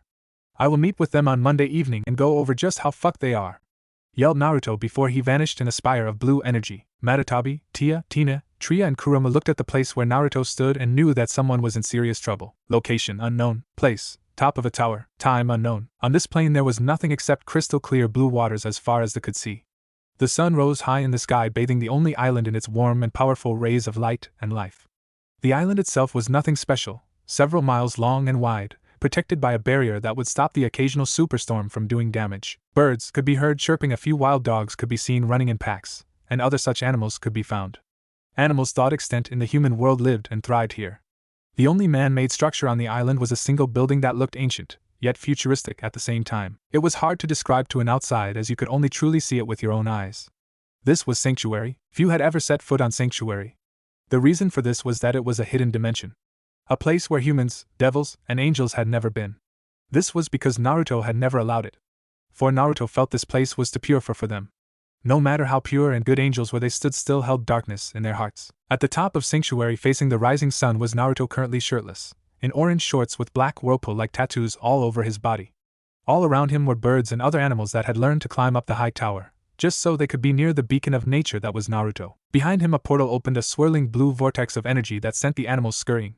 The figure who stepped out of the portal was a young female who appeared to be in her late teens, long white hair that was pulled into 3 ponytails with large green balls securing the tails, red markings on her forehead, cheeks, shoulders and chest. A loud glowed with the divinity that the Shinto granted her, teal green eyes that radiated kindness, a low-cut white kimono with red trimming which hangs loosely over her upper arms, exposing her the upper parts of her breasts, and open to the side where you could see her left leg exposed if she walked just right, red obi sash. The area around her eyes was painted with red makeup and even her lips were stained black to offset the pale white of her skin. Hanging from her neck was a round pendant with 9 jade beads, and High Priestess high-heeled sandals with red socks, and her sash was a paintbrush. Her weapon of choice. This woman was Amaterasu, leader of the Shinto gods and supreme leader of the greater Shinto/Yukai faction, with Naruto as her counterpart. Ama, what brings you to Sanctuary? Asked Naruto, opening his eyes. Your aura has been gone for almost a day from the correct world. I was getting worried, said Ama as she reached out as a bird landed on her hand. You know as well as anyone who had been here a day in that world is nearly a week here, said Naruto. I didn't come for a time-space lesson. You know why I'm here. The devil faction is up in arms. About the letter you sent to them, said Ama. Rias Gremory broke the treaty, barely a day after I warned her that there would be consequences for her actions. Not to mention my own child commented her own infraction to complicate matters, said Naruto. Amma sighed as she sat at the edge of the tower and leaned her head on Naruto's shoulder. To anyone who showed this would think it a romantic motion on Amma's part. There was nothing romantic about it. It was just Amma's motherly nature to comfort others. Then again, Naruto and Amma had no real attraction to each other aside from their mutual friendship. I understand you're upset, but we have to play nice with the devils. They are one of the strongest factions, said Amma. Naruto snorted. Nice my ass. Amma, I warned her not to go after Issei. I had to come here to calm Miss Lef and bleed away my excess anger. Otherwise I would have raided the underworld and beat Cerzeshes into the afterlife, said Naruto. Amma frowned. We faked your death for a reason, Naruto-kun. Michael, Azazel, and Cerzeshes are not people we should antagonize, even if you could defeat all of them in 3-on-1 combat. We cannot have it known that the strongest creature to ever existence is still alive, said Amma. Naruto snorted. Don't remind me. We weakened our position significantly after I was hurt by Jehovah before the ceasefire. Who knew that God was so powerful for such an old wizard, said Naruto, flexing his right hand. It took him a year to grow it back after that fight, considering the fact that he defeated the original Satans in 4-on-1 combat, and has been out of commission for almost 2 millennia is still befalling to many in the Divine Plains, said Amma. Naruto nodded. So do you want to talk politics with the devils or are you leaving that up to me? Asked Naruto, steering the conversation away from that particular topic. I'm going to leave it up to you. Normally I would contact the devils and speak to them about what happened, said Amma. I'm sensing a but here, said Naruto, looking at Amma. Amma nodded. There is a but. Because you are romantically involved with the queen of the offender, I'm going to let you handle the punishment. But you can't kick them out of the territory, said Amma. Naruto frowned. Even if Akeno is my lover, she has nothing to do with the business that I have with Rias or Sona, said Naruto. Amma narrowed her eyes before she rose from her seat and looked at Naruto. Naruto, you are the lord of the Kyoto Yukai faction and appointed by myself as the vice leader of the greater Shinto/Yukai alliance with myself at its head. I fought to have you in that position despite my brother Susunu's argument and personal hate of you, started Amma. Bitch mad that I kicked his ass across Japan, muttered Naruto, only to be smacked on the head by Amma's brush. I still made you my second to move past the Yokai Shinto ancient grudges despite the looming of the abysmal ones in the background, and their connection to Yukai. I allow you to do as you please because we both know that you are stronger than I am. However, I still have enough sway within our faction to have your position overturned if I must, and you know what that means, said Amma. Naruto did indeed know what that meant.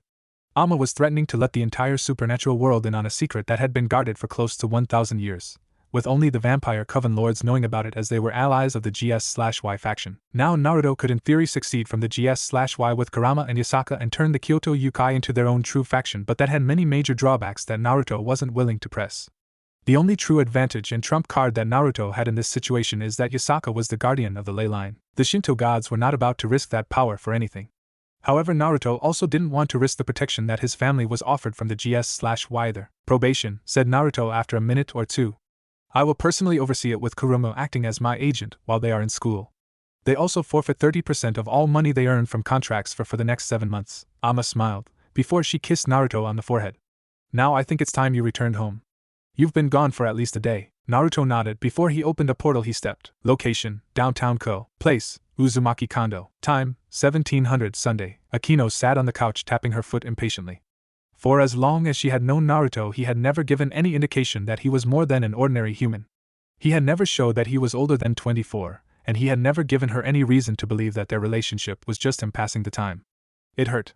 It hurt a lot. To think that the man that she held a deep affection for could do this to her. A portal opened and out stepped Naruto, but before he could say anything a blast of lightning hit him and sent him into the wall. Naruto barely felt but pretended he did. He had been married a number of times and knew that sometimes it was best to let his wife/girlfriend of the times/era win or else it could have consequences. I deserve that, said Naruto, shaking his head. Akeno walked up to Naruto while shedding her clothes. You deserve more than that, but tonight we're going to fuck. Not make love, not cuddle up on the couch and talk it out. We are going to fuck each other with all of our supernatural power, and in the morning we're going to talk, said Akeno, licking her lips and allowing lightning to surge through her fingers. Akeno joined Naruto on the floor as her lips crashed into his. Location, Ko Academy. Place, ORC Clubhouse. Time, 18:15 Monday. The conference room of the ORC Clubhouse was currently in use as the 7 individuals awaited the man who had asked for this meeting in the first place. This was not how Sona planned on spending her evening.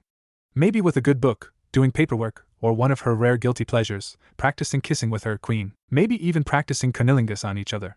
If you asked Sona if she enjoyed doing rather sexual things with her queen, the answer would be a hard no, but that wasn't why they were here. When it came to the overall shared reign of Kotown, Sona was the brains and Rias was the muscle.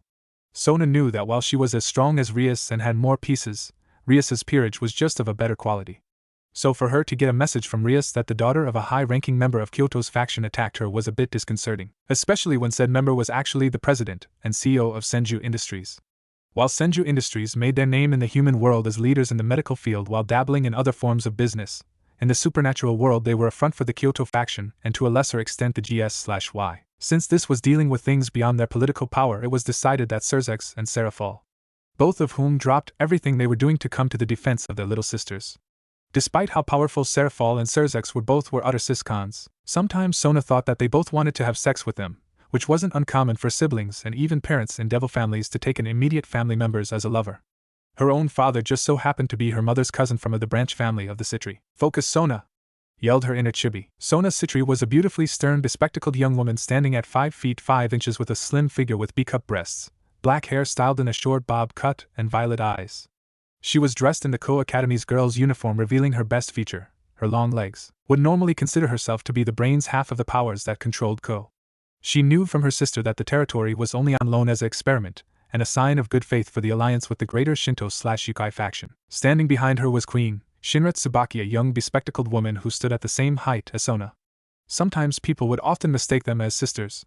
It was actually a little flattering that people thought them siblings sometimes. But unlike her, King, she had D-cup breasts with long straight black hair that extends all the way down to her knees, with split bangs, and heterochromic eyes, with a violet left eye and a light brown right eye. She wore the same uniform as Sona did. Normally Sona was the diplomat when it came to Rias's rather blunt approach to things. It was one of the reasons that Serafal was here. Sitting on her left was Sona's sister, the Satan in charge of foreign affairs, the strongest female devil. Serafal Leviathan, a title she earned through blood, tears, heartbreak, and criticism from the Devil Council. She wasn't very tall, she was even shorter than Sona herself, standing at 5 feet 2 inches, and despite her age of a few hundred if not closer to 1,000, she still looked to be in her late teens early 20s with knee-length black hair, tied into twin tails and blue eyes. She wore a green blazer-like shirt with a white neckerchief, knee-length black shirt, black-heeled boots.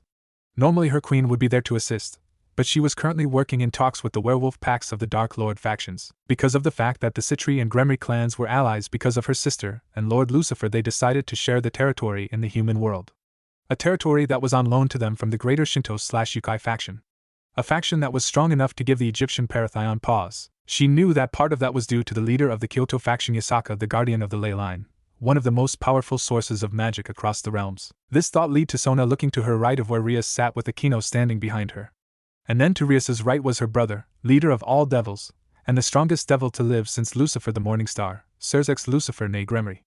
Surzex is a handsome man who seems to be in his early 20s. He has shoulder-length crimson hair and blue eyes.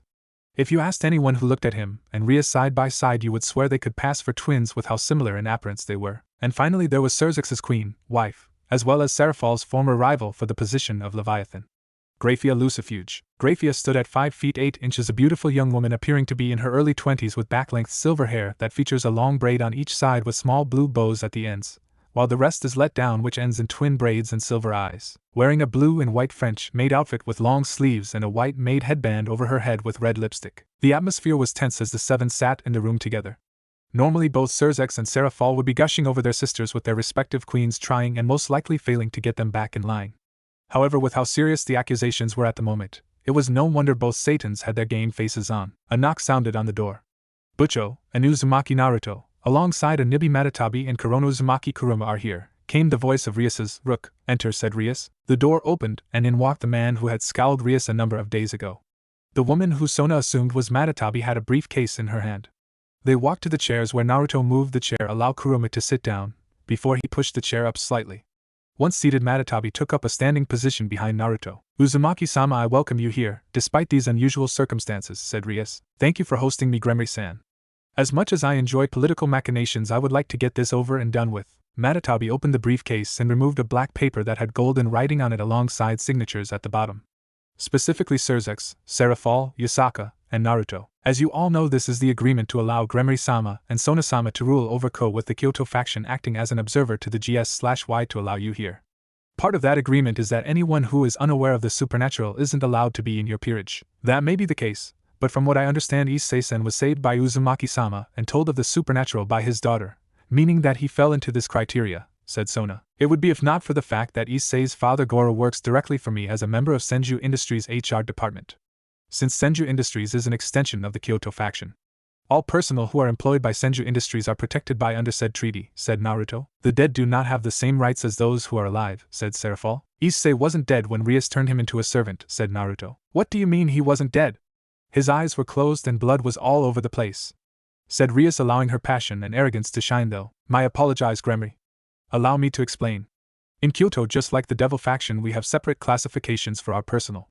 Actually, we would be closer to an RPG system of classes.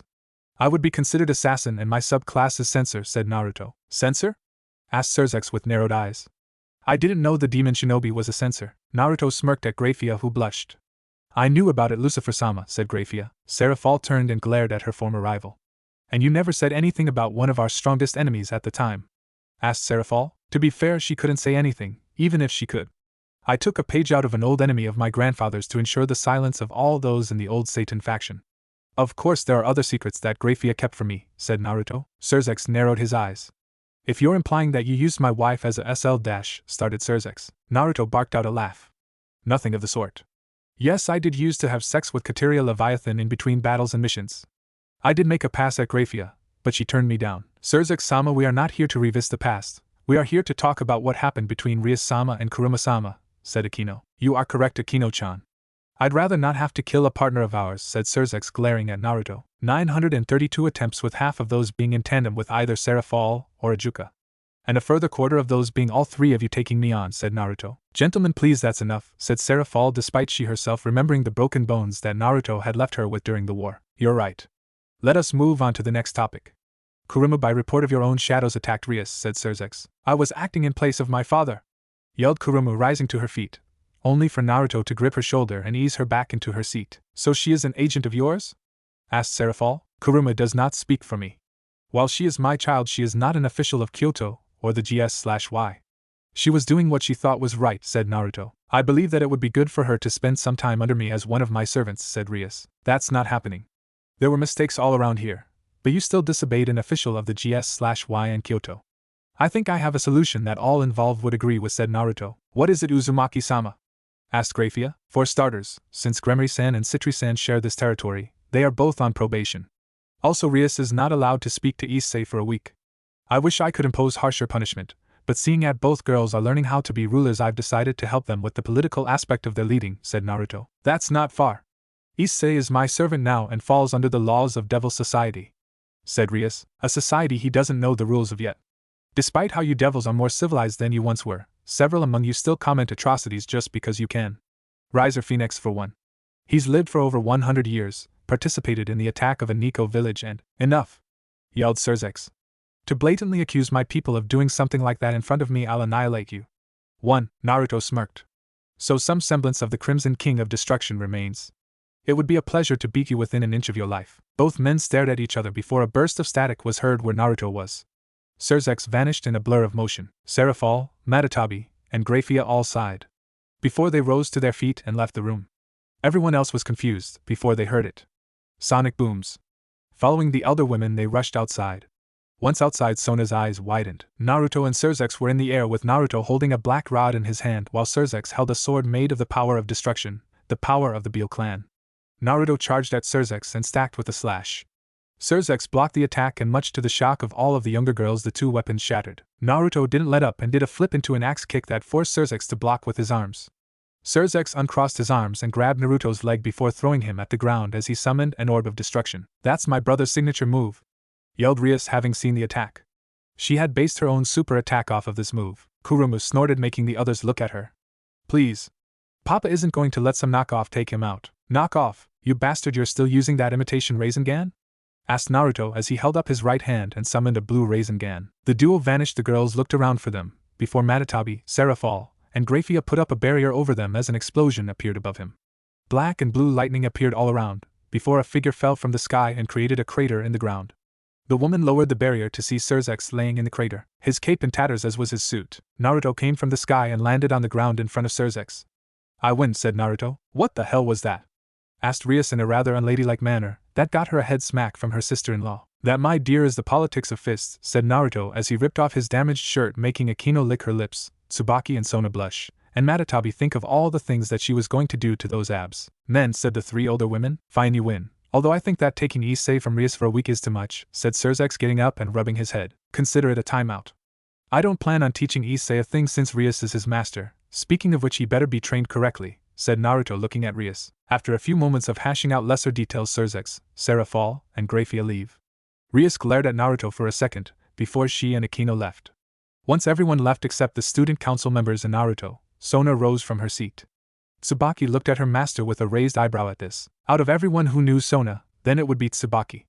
Tsubaki, like all queens, were to their king Sona's right-hand woman and advisor. More than that, she was privy to intimate knowledge and details that Sona would rather keep quiet about. For instance, while she was embarrassed to buy her sister, she owned several cosplay outfits that came from her sister's television show, Magical Girl Levi Tan. Tsubaki had seen her best friend at her most vulnerable. She knew better than anyone how hard Sona worked to prove herself to not only her family, but the other pillar families, that she could run the house of Citri without a husband. Sona had been pledged to the third son of the Shax clan, who would take the Citri name upon marriage. At 12 years old, Sona challenged him to a battle of wits in a game of chess. Sona defeated him with ease and even told all devils that only someone who could defeat her in chess would be worthy of her hand in marriage. Several had come to try their luck at her hand. All had lost. Tsubaki didn't remember the first time she and Sona had played together, but it became quite a normal thing between them after each defeat of a suitor. Of course, as her queen, she was obligated to advise and take care of Sona. Excuse me, Uzumaki-sama, said Sona. Naruto rubbed the back of his head. You may call me Naruto Citri-san.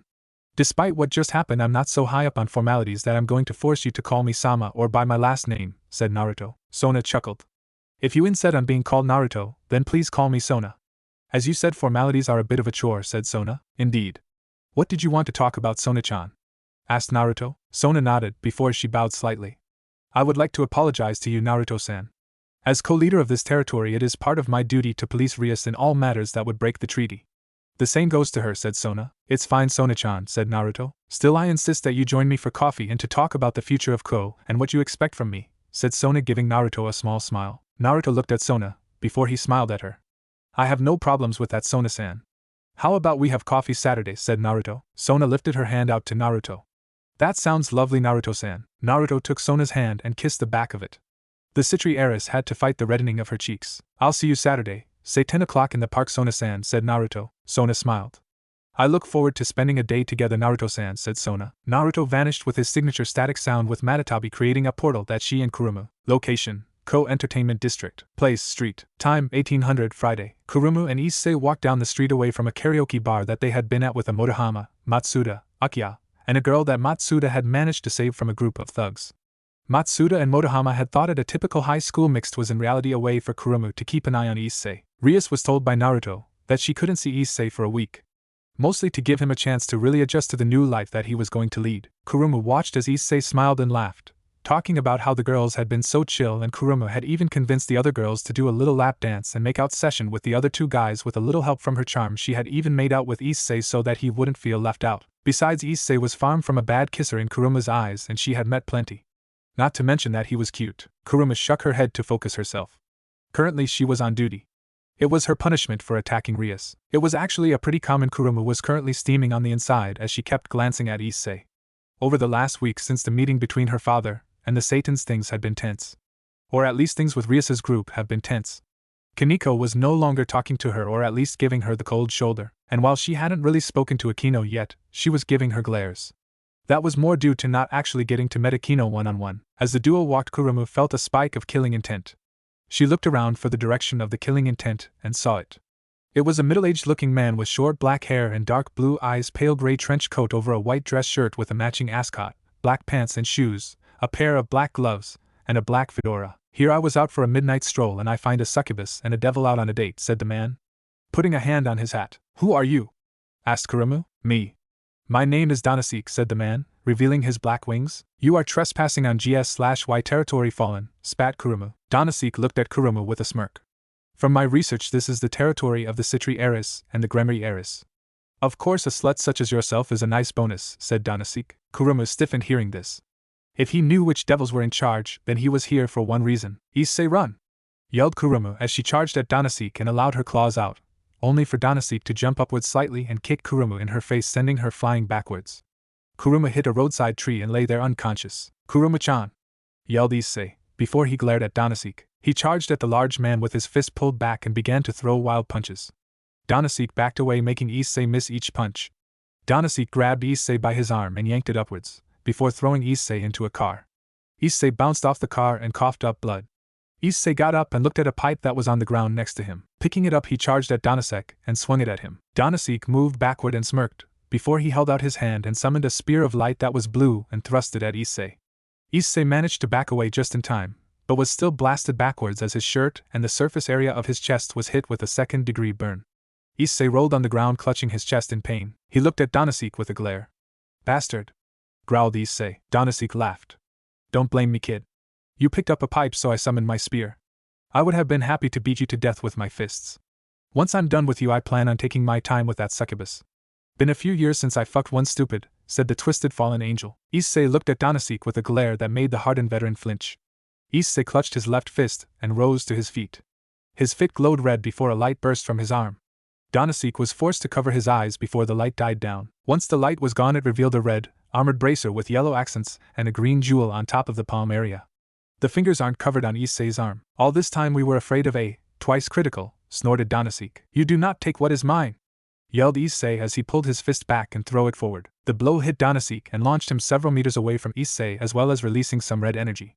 Once he hit the ground, he lay still for a moment as Issei panted. Donaseek rose to his feet and turned to Issei. He didn't have any anger or hate in his eyes, but he was smiling. Donaseek wiped his mouth of the blood that was there. "Damn, kid, that was a good hit. If you had a little more strength or technique, then you could have broken my jaw. It's clear to me you've never been in a fight. Funny how I managed to get a combat virgin with such a weak gear." Issei got into a basic boxing stance that almost everyone knew as he prepared to fight for not only his life, but Kuruma's. Donaseek summoned another spear. "That's enough," yelled a familiar voice. Issei looked to where the voice had come from to see Rias standing there, holding out her hand with a ball of destruction in her hand. Blood-red hair and black aura.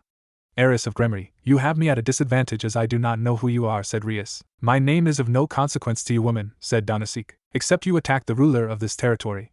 "Someone who I have to teach more about politics," said another voice. Issei looked up to see Naruto, who held Kurumu in his arms bridal style. "Great, another devil," said Donaseek. Naruto snorted. "I'm no devil. I'm a yokai." Naruto vanished without a sound and reappeared, kicking Donaseek on his right side. The force of Naruto's blow crushed Donaseek's right arm and some of his ribs as he went flying into the air. Donaseek gripped his shattered ribs as he glared at Naruto. "2. I underestimated you." "Who are you?" asked Donaseek. "My name is Uzumaki Naruto. I am the Lord of Kyoto and a member of the Greater Shinto/Yukai Council. I am not someone you want to cross." "I see. Well then, Lord Uzumaki, I guess it's time for me to leave," said Donaseek. Naruto glared at him. "As if I'd let you leave after attacking my child," yelled Naruto. "Let him go, Uzumaki-san," said Rias. Naruto turned to Rias with a raised eyebrow. As much as he wanted to rebuttal, he had agreed that he would allow Rias and Sona to make mistakes and be there as a sort of safety net. The only reason he had agreed to this was because he once considered Grafia a dear comrade. "Very well. However, if he gives us any problems in the future, it's you who will clean up the mess," said Naruto. Rias nodded as Donaseek took off into the night. She knew that it might seem counterproductive to allow an enemy to leave, but she needed him to deliver a message to their leader. A fight was coming and Rias was going to bring that fight. Location: Ko Town. Place: abandoned church basement. Time: 0000 Saturday. The doors to the basement were thrown open as Rainier ran into the room. "Donaseek!" yelled Rainier in worry for her comrade. Middle looked away from her vigil over the man who lay in the bed, half dead from his scuffle with a yokai of some level of strength. At least according to Donaseek, the man had been at least as strong as a cadre. Rainier looked at Donaseek's half-broken body as Middle secured his arm in a sling, and his midsection was heavily bandaged. Whoever had hurt him was strong. While fallen angels were durable and had a stronger healing factor than humans, it would take some time to heal, more time than she would have liked. He had returned to their hideout while she had been out scouting Ko, or rather scouting out the Gremory/Citri fortress known as Ko Academy. While it didn't seem like it, they had some impressive defenses that would make it suicide to attack them there. No, Rainier was going to bid her time until she could complete her mission, her goals, the goals that her father was too soft to strive for. "What happened?" asked Rainier as she walked over to his bedside. Donaseek tried to rise from his position on the bed. "Easy, Donna.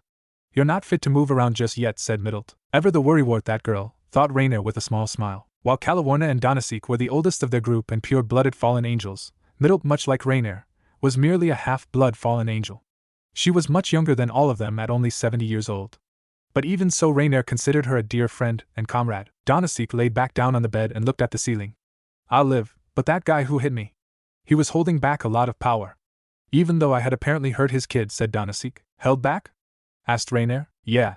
That blonde bastard's kick was strong enough to shatter half my ribs and arm. But for some reason he didn't kill me, said Donasik. Rainier took a seat and put a hand in her head. Why? That monster spared me when we met, and he didn't kill you. It makes no sense to me. Rainier. Maybe he's just waiting and playing a game of cat and mouse with us, said Midlet, clenching her teeth. I doubt it, said Kalawaner, walking into the room with a backpack. Where have you been, Kala? Asked Donasik, talking to his old friend. Kalawaner reached into the bag that she had and removed a rather old book. I was checking up on our prize. She'll be arriving by tomorrow. But I also went ahead and went to HQ and gathered information on the man who you met. What did you find out about him? Asked Rainier. He's an official in Kyoto. No bearing on his rank, but it's speculated by the cadre that he's the number 3 in Kyoto after Yasaka and her husband Kurama.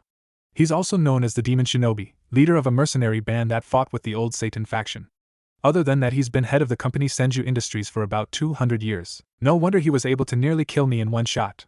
If he's the number 3 of Kyoto, then he's as powerful as Lord Azazel, said Donasik, thanking their father that he wasn't killed. Why would a member of Kyoto be helping the devils? Asked Millet. Kalawaner put a hand on her chin. She was a foreign affairs field agent with the Gigori. Japan is exclusively Yukai and Shinto territory. Rumors have been floating around for at least a decade that the devils wanted to have a foothold in Japan. If they have a tentative alliance, then it would make sense that a member of Kyoto would be here to oversee them and make sure that they aren't doing anything that would go against their alliance, or treaty if there is one, said Kalawaner. Rainier bit her lip. If those devils had someone of that caliber on their side, then they would be dead. Not even her father could save her since this operation was off the books. Sure, they had been told to gather information on the dormant sacred gear user Haidu Issei, and report back their findings. A cadre took the orders one step further and told Rainier to kill Issei. Her team was in danger if they encountered that man again. We have day before our ritual target arrives and another week before we can do the transfer ritual. We just need to stay out of that man's scope. Once we complete the ritual, we need to leave this area and destroy any evidence that we were here, said Rainier. The others nodded to Rainier. Donasik. Location: Ko Town. Place: Park Fountain. Time: 10:30 Saturday. Naruto stood by the fountain dressed in rather casual attire compared to what he would normally wear when he had to be seen in public. He wore a white shirt with the kanji for 10 on the front, an orange jacket with tiger stripes, fitted blue jean pants, and black boots. On his right wrist was a sports watch, and around his neck were 10 black beads and a Shinto pendant. Naruto let out a yawn as he pulled out his phone. He had arrived about 15 minutes ago, but he had been up for over 2 hours. And that was mostly due to Matatabi and Kurumu not letting leave the house with anything just thrown on. They spent 45 minutes going through his wardrobe to find something that was suitable for a date with the heiress of the Citri clan. Another thing that contributed to his tiredness was the after-action meeting he had with Rias, Issei, and a slightly concussed Kuruma had spent the next 20 minutes discussing what had happened. Naruto and Rias had examined the twice critical. Of course, Naruto knew exactly what it was. It wasn't a twice critical, no, it was the gear that all twice critical had been modeled after. It was the Longinus Tear boosted gear. A mid-tier god-killing weapon. Over the course of his long life, Naruto had met, fought, and even at one point married a user of said gear. Naruto didn't tell Issei about his new power. Naruto considered that it was Issei's burden to make himself stronger. Many eras of dimension, and several wars ago, Naruto's own burden at the time forced him to grow and become stronger, as the situation called for it. He also knew that Rias knew about the gear. Why she didn't tell him about it, as she was Issei's master, was beyond him. While she wanted to talk more about it, Naruto told Rias that he had no desire to talk to her about whatever it was that she wanted to talk about. Of course, Naruto would advise her, but he wasn't going to get involved any more than he already was. Then again, considering what he had already done, he was sure that he would be fighting more fallen angels soon. Naruto allowed both Rias and Issei to stay over at his house that night. Naruto himself had spent the rest of the night until about 3 in the morning doing paperwork that he had neglected for the last 5 years. Sorry I'm late, Naruto-san, said Sona. Naruto looked up and smiled as he saw Sona. She wore an off-shoulder light gray long-sleeve shirt, a dark gray plaid skirt, and black low-quarter heels. On her left wrist was a silver chain bracelet, and around her neck was a pendant with her family crest on it. It's fine, Sona-san. You look lovely, by the way, said Naruto. Sona smiled. Thank you. I know that you clean up well thanks to seeing you in a suit, but had I not known any better I would think you a college playboy trying to get into the pants of a high school girl, said Sona, putting a hand on her face and cocking her hip. Naruto chuckled. Cut me some slack, Sona-san. If I really wanted to get into your pants, I would, said Naruto, winking at her. Sona gave a small chuckle. Sorry, Naruto-san, but I for one don't believe in sex without love. It's the reason why I'm no longer inside of an arranged marriage, said Sona. Naruto smiled. This is a conversation to have over coffee, said Naruto, holding out his arm. The Citri heiress took her date's arm. Lead the way, Naruto-san, said Sona. The duo found themselves at a cafe not far from the fountain and were seated. They both ordered their coffee, or in Sona's case tea, and a small something to eat. As they ate, they made small talk, mostly about Sona and her schoolwork or Naruto's current business in Ko. As they spoke, Sona was analyzing every word Naruto said. Every careful mention. Sona knew that one day outing wasn't going to be enough to get to truly know the man before her. She would have to get him to go out more. Maybe ask Tsubaki for advice in the future? All Sona truly knew was that hanging out with Naruto would be fun. After the duo finished their coffee and cakes, they went out, and just enjoyed each other's company. They did regular couple things. Naruto took Sona to a movie and then to a small restaurant to eat, where they resumed their conversation.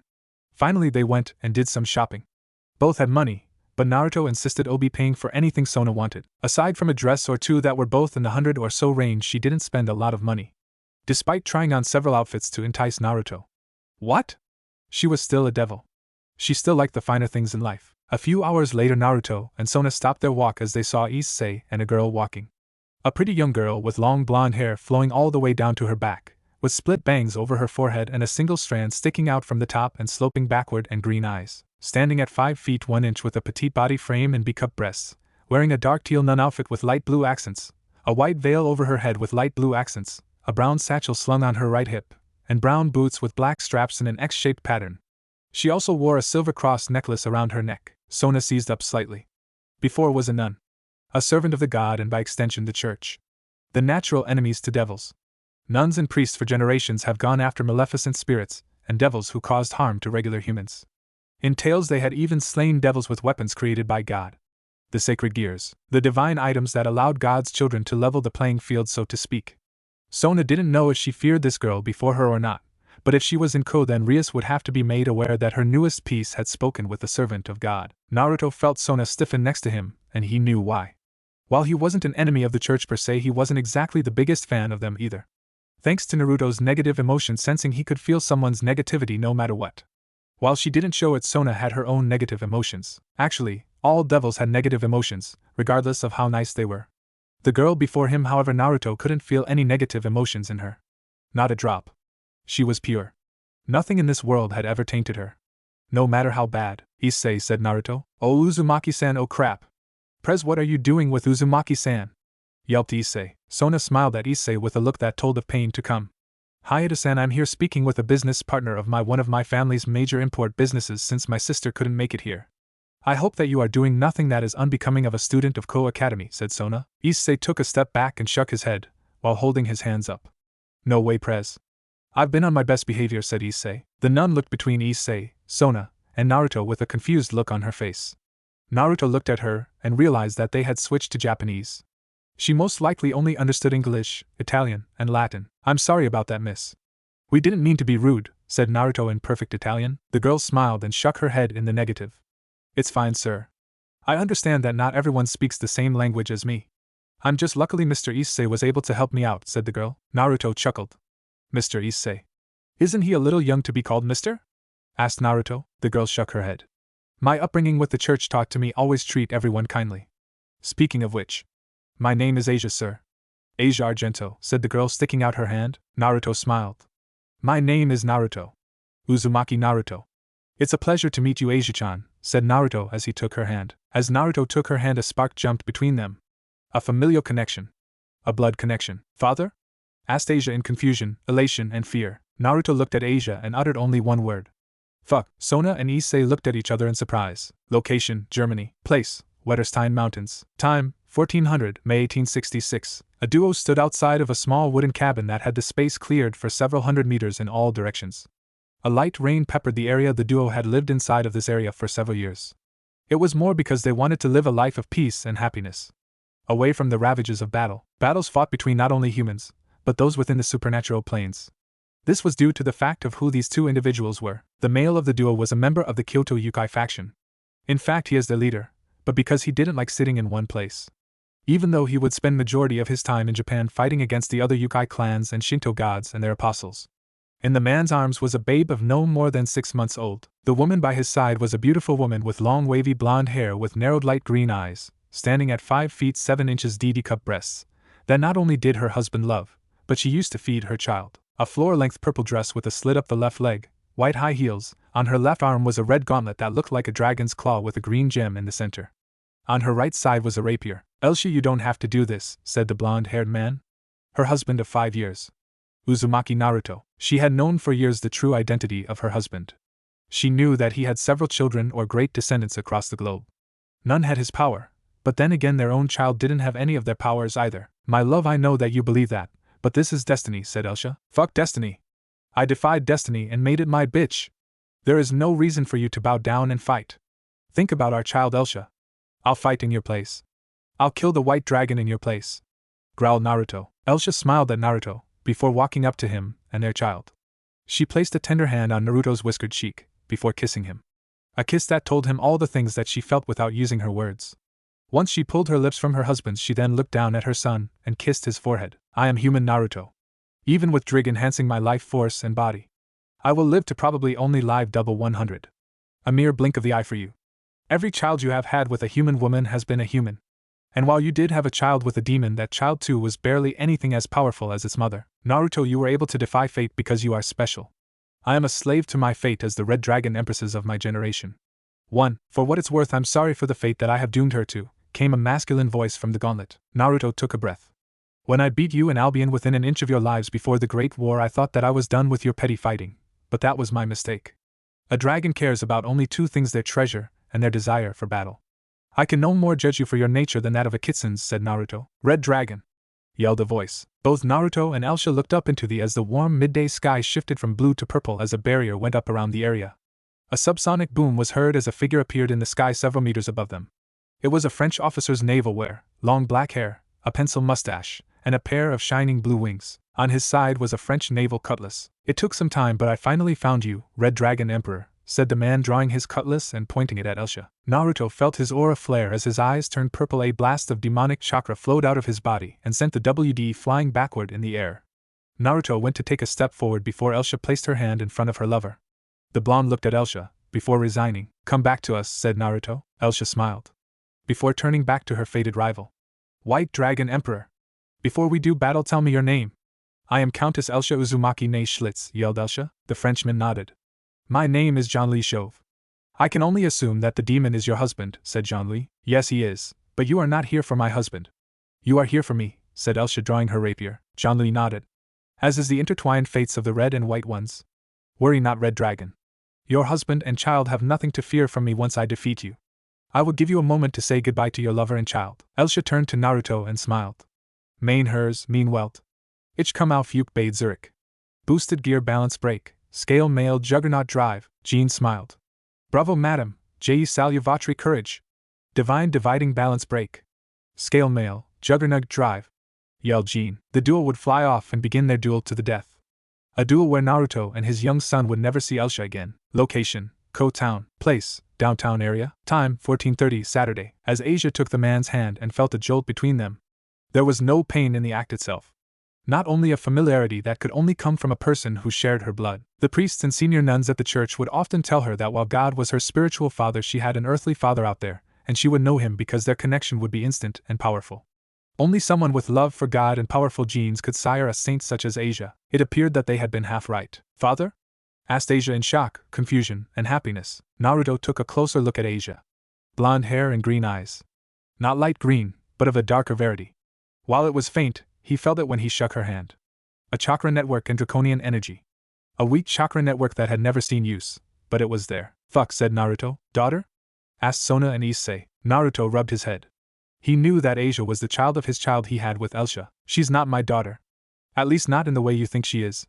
She's technically my great many times descendant. Although the familial power is there, probably because of my own huge mana/chakra reserves in combination to who her ancestors were as well as who her mother and father are, it jump-started her own powers," said Naruto as he ran a hand through his head. Sona crossed her arms. "That is quite irresponsible of you, Naruto-san. Not keeping track of all your descendants," said Sona. Naruto groaned. "Cut me some slack, Sona-san. I'm older than most beings in this world, still look like I'm 24 and have to act like a man-child who had more money than he knows what to do with, and have a new woman on my arm every week like I'm Tony Stark or Bruce Wayne. Besides, most of my dependents are humans who never managed to unlock any form of energy manipulation. Asia is honestly the first one to do so in over 700 years. You try keeping track of over 2,000 alive descents that you know of. If I had known about Asia, I would have taken her from those brainwashers at the Vatican. Sona looked at Naruto. I didn't know that you were that old, said Sona. Naruto shrugged his shoulders. You don't pick up a moniker like strongest creature alive without tangling with the biblical god once or twice, said Naruto. Good point. Although I'm curious to the number of lovers you actually have though, said Sona, crossing her arms under her chest. I'm currently married to 2 women. An arch-succubus and a political marriage to the Grand Countess of all vampires. The only 2 serious lovers I currently have outside of them are Akeno and my secretary Matatabi, said Naruto with a shrug. Naruto gave this information freely to Sona, despite the fact he knew she was fishing for it. It wasn't uncommon for supernatural beings of great power to have multiple lovers or even harems. Naruto was not an exception to this rule. Over the last, honestly, he couldn't really remember the amount of time, as it had started to blend together with periods of time with nothing happening. He had taken hundreds if not thousands of human lovers with a handful of goddesses, demons, devils, monsters, and the like sprinkled in between. He, Kurama, Yasaka, and Matatabi had tried and even had foursome sex back in the day. That was more due to them being bored and Yasaka and Matatabi wanting to trade lovers from time to time or have some really kinky sex, considering Matatabi and Kurama were basically siblings. 2. So what's the plan? Asked Issei. Naruto and Sona turned and looked at Issei and Asia. Why are you here, Asia? There hasn't been an active church here in well over 10 years? Asked Naruto. Oh. I was assigned here to be the local by the Vatican bishop's father, said Asia nervously. Naruto narrowed his eyes. He felt the heartbreak in her words. Besides, if she wanted to call him father, then he was going to treat her like one of his children. Rule 1, Asia, don't lie to me. You won't like the consequences, said Naruto with steel in his voice. Asia quickly nodded. Of course, father. I won't do it again. The truth is I was excommunicated from the church for healing a devil who had been attacked and gravely injured, said Asia, lowering her head. Naruto narrowed his eyes. A devil who was healed by a holy medium. If it was the rumored holy maiden snatcher, then Naruto would have to be on guard. Naruto put on a smile and placed a hand on Asia's head. Well, you don't have to worry, Asia-chan, you can come and stay with me, said Naruto. Asia looked up at Naruto. Really? Really, said Naruto. I'll even allow you to go to school and hang out with Issei. Asia liked the sound of that. Before she blushed. See, can I keep calling you father? I've never had a father figure before, unless you count the various priests that came and went, asked Asia. Naruto smiled. You can call me whatever you want, Asia-chan, said Naruto before turning to Sona. I'm sorry to cut our date short, Sona-san, but I have to get Asia set up for school, as well as clothes and stuff. Sona smiled. It's fine. I'll take care of her paperwork personally. Since my father is a member of the board, it won't take a lot for me to do it. Also, our next date, you're taking me to a chess tournament, said Sona as she walked up to Naruto and gave him a kiss on the cheek. Damn it! Uzumaki-san got kissed by Prez, groaned Issei. Asia frowned at this. Father, you shouldn't do such incident things outside of marriage. As she began to hit him on his chest, Sona chuckled and turned to leave. She had found quite the interesting suitor. However, it wasn't a matter of strength with her, but smarts. Then again, he was a member of Kyoto's ruling council. Location, Ko Town. Place, Uzumaki Manor. Time, 1600 Saturday. Oh. My big sis is so cute, yelled Kuruma as she hugged Asia and rubbed her face against hers. Asia blushed. Kuruma-san, please. Kuruma pulled away and grabbed Asia by her cheeks and gave them a pull. It's Kurune-chan. Asia waved her hands. Kurune, it hurts, yelped Asia. Naruto had taken her shopping and quickly brought her clothes different from her nun outfit. Naruto and Matatabi both laughed at the two girls, before Matatabi gave Kuruma a small chop to the head, making her stop. Alright, that's enough, Kuruma-chan. Asia-chan is still new to all of this. You have to give her a chance to get used to it, said Matatabi. Kuruma stuck her tongue out at Matatabi only for the cat demon to grab her tongue and give it a squeeze, making Kuruma yell in pain. Asia watched all of this with a confused, yet content look on her face.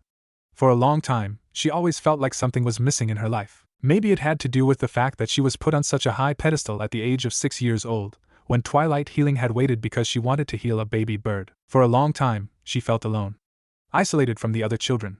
Made to memorize scriptures at dawn with harsh punishment if she failed to memorize them, and then made to help the people of the city and surrounding villages. But only the head bishop told Asia who she could and could not heal. It honestly drove her mad at times, as all the scriptures and teachings told her that helping people was always God's will. If he gave her the blessing of Twilight Healing, then he wanted her to help people. Then it had all come crashing down when she healed a devil who had been hurt. A hand on her shoulder brought her out of her thoughts, and she looked at her ancestral father? Or at least that's what he claimed. His hands were warm and soft, unlike the rough and cold hands of the priests and elder nuns. His smile was kind and loving, unlike the cold and distant frowns on the faces of the archbishop. His words brought comfort and joy, while the words of the priests often brought doubt and pain. Even though she had known her ancestral father for less than an afternoon, she felt a powerful connection with man. This man was her father? Said the blonde-haired girl. Yes, Asia-chan? Can we have pasta for dinner? Asked Asia. Naruto gave her a wide grin.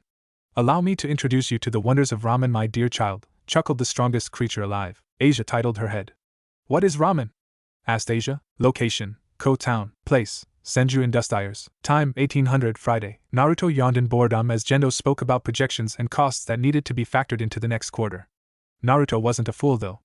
70% of the projected losses were due to Gendo and Seal's Project Alliance and movement of sensitive equipment to Geofront 2, an off-site center that could be found within a building that was owned by Senju Industries' Tokyo division. No, his major thoughts were with the last week and his newest child. Asia was kinda a breath of fresh air with the way she was.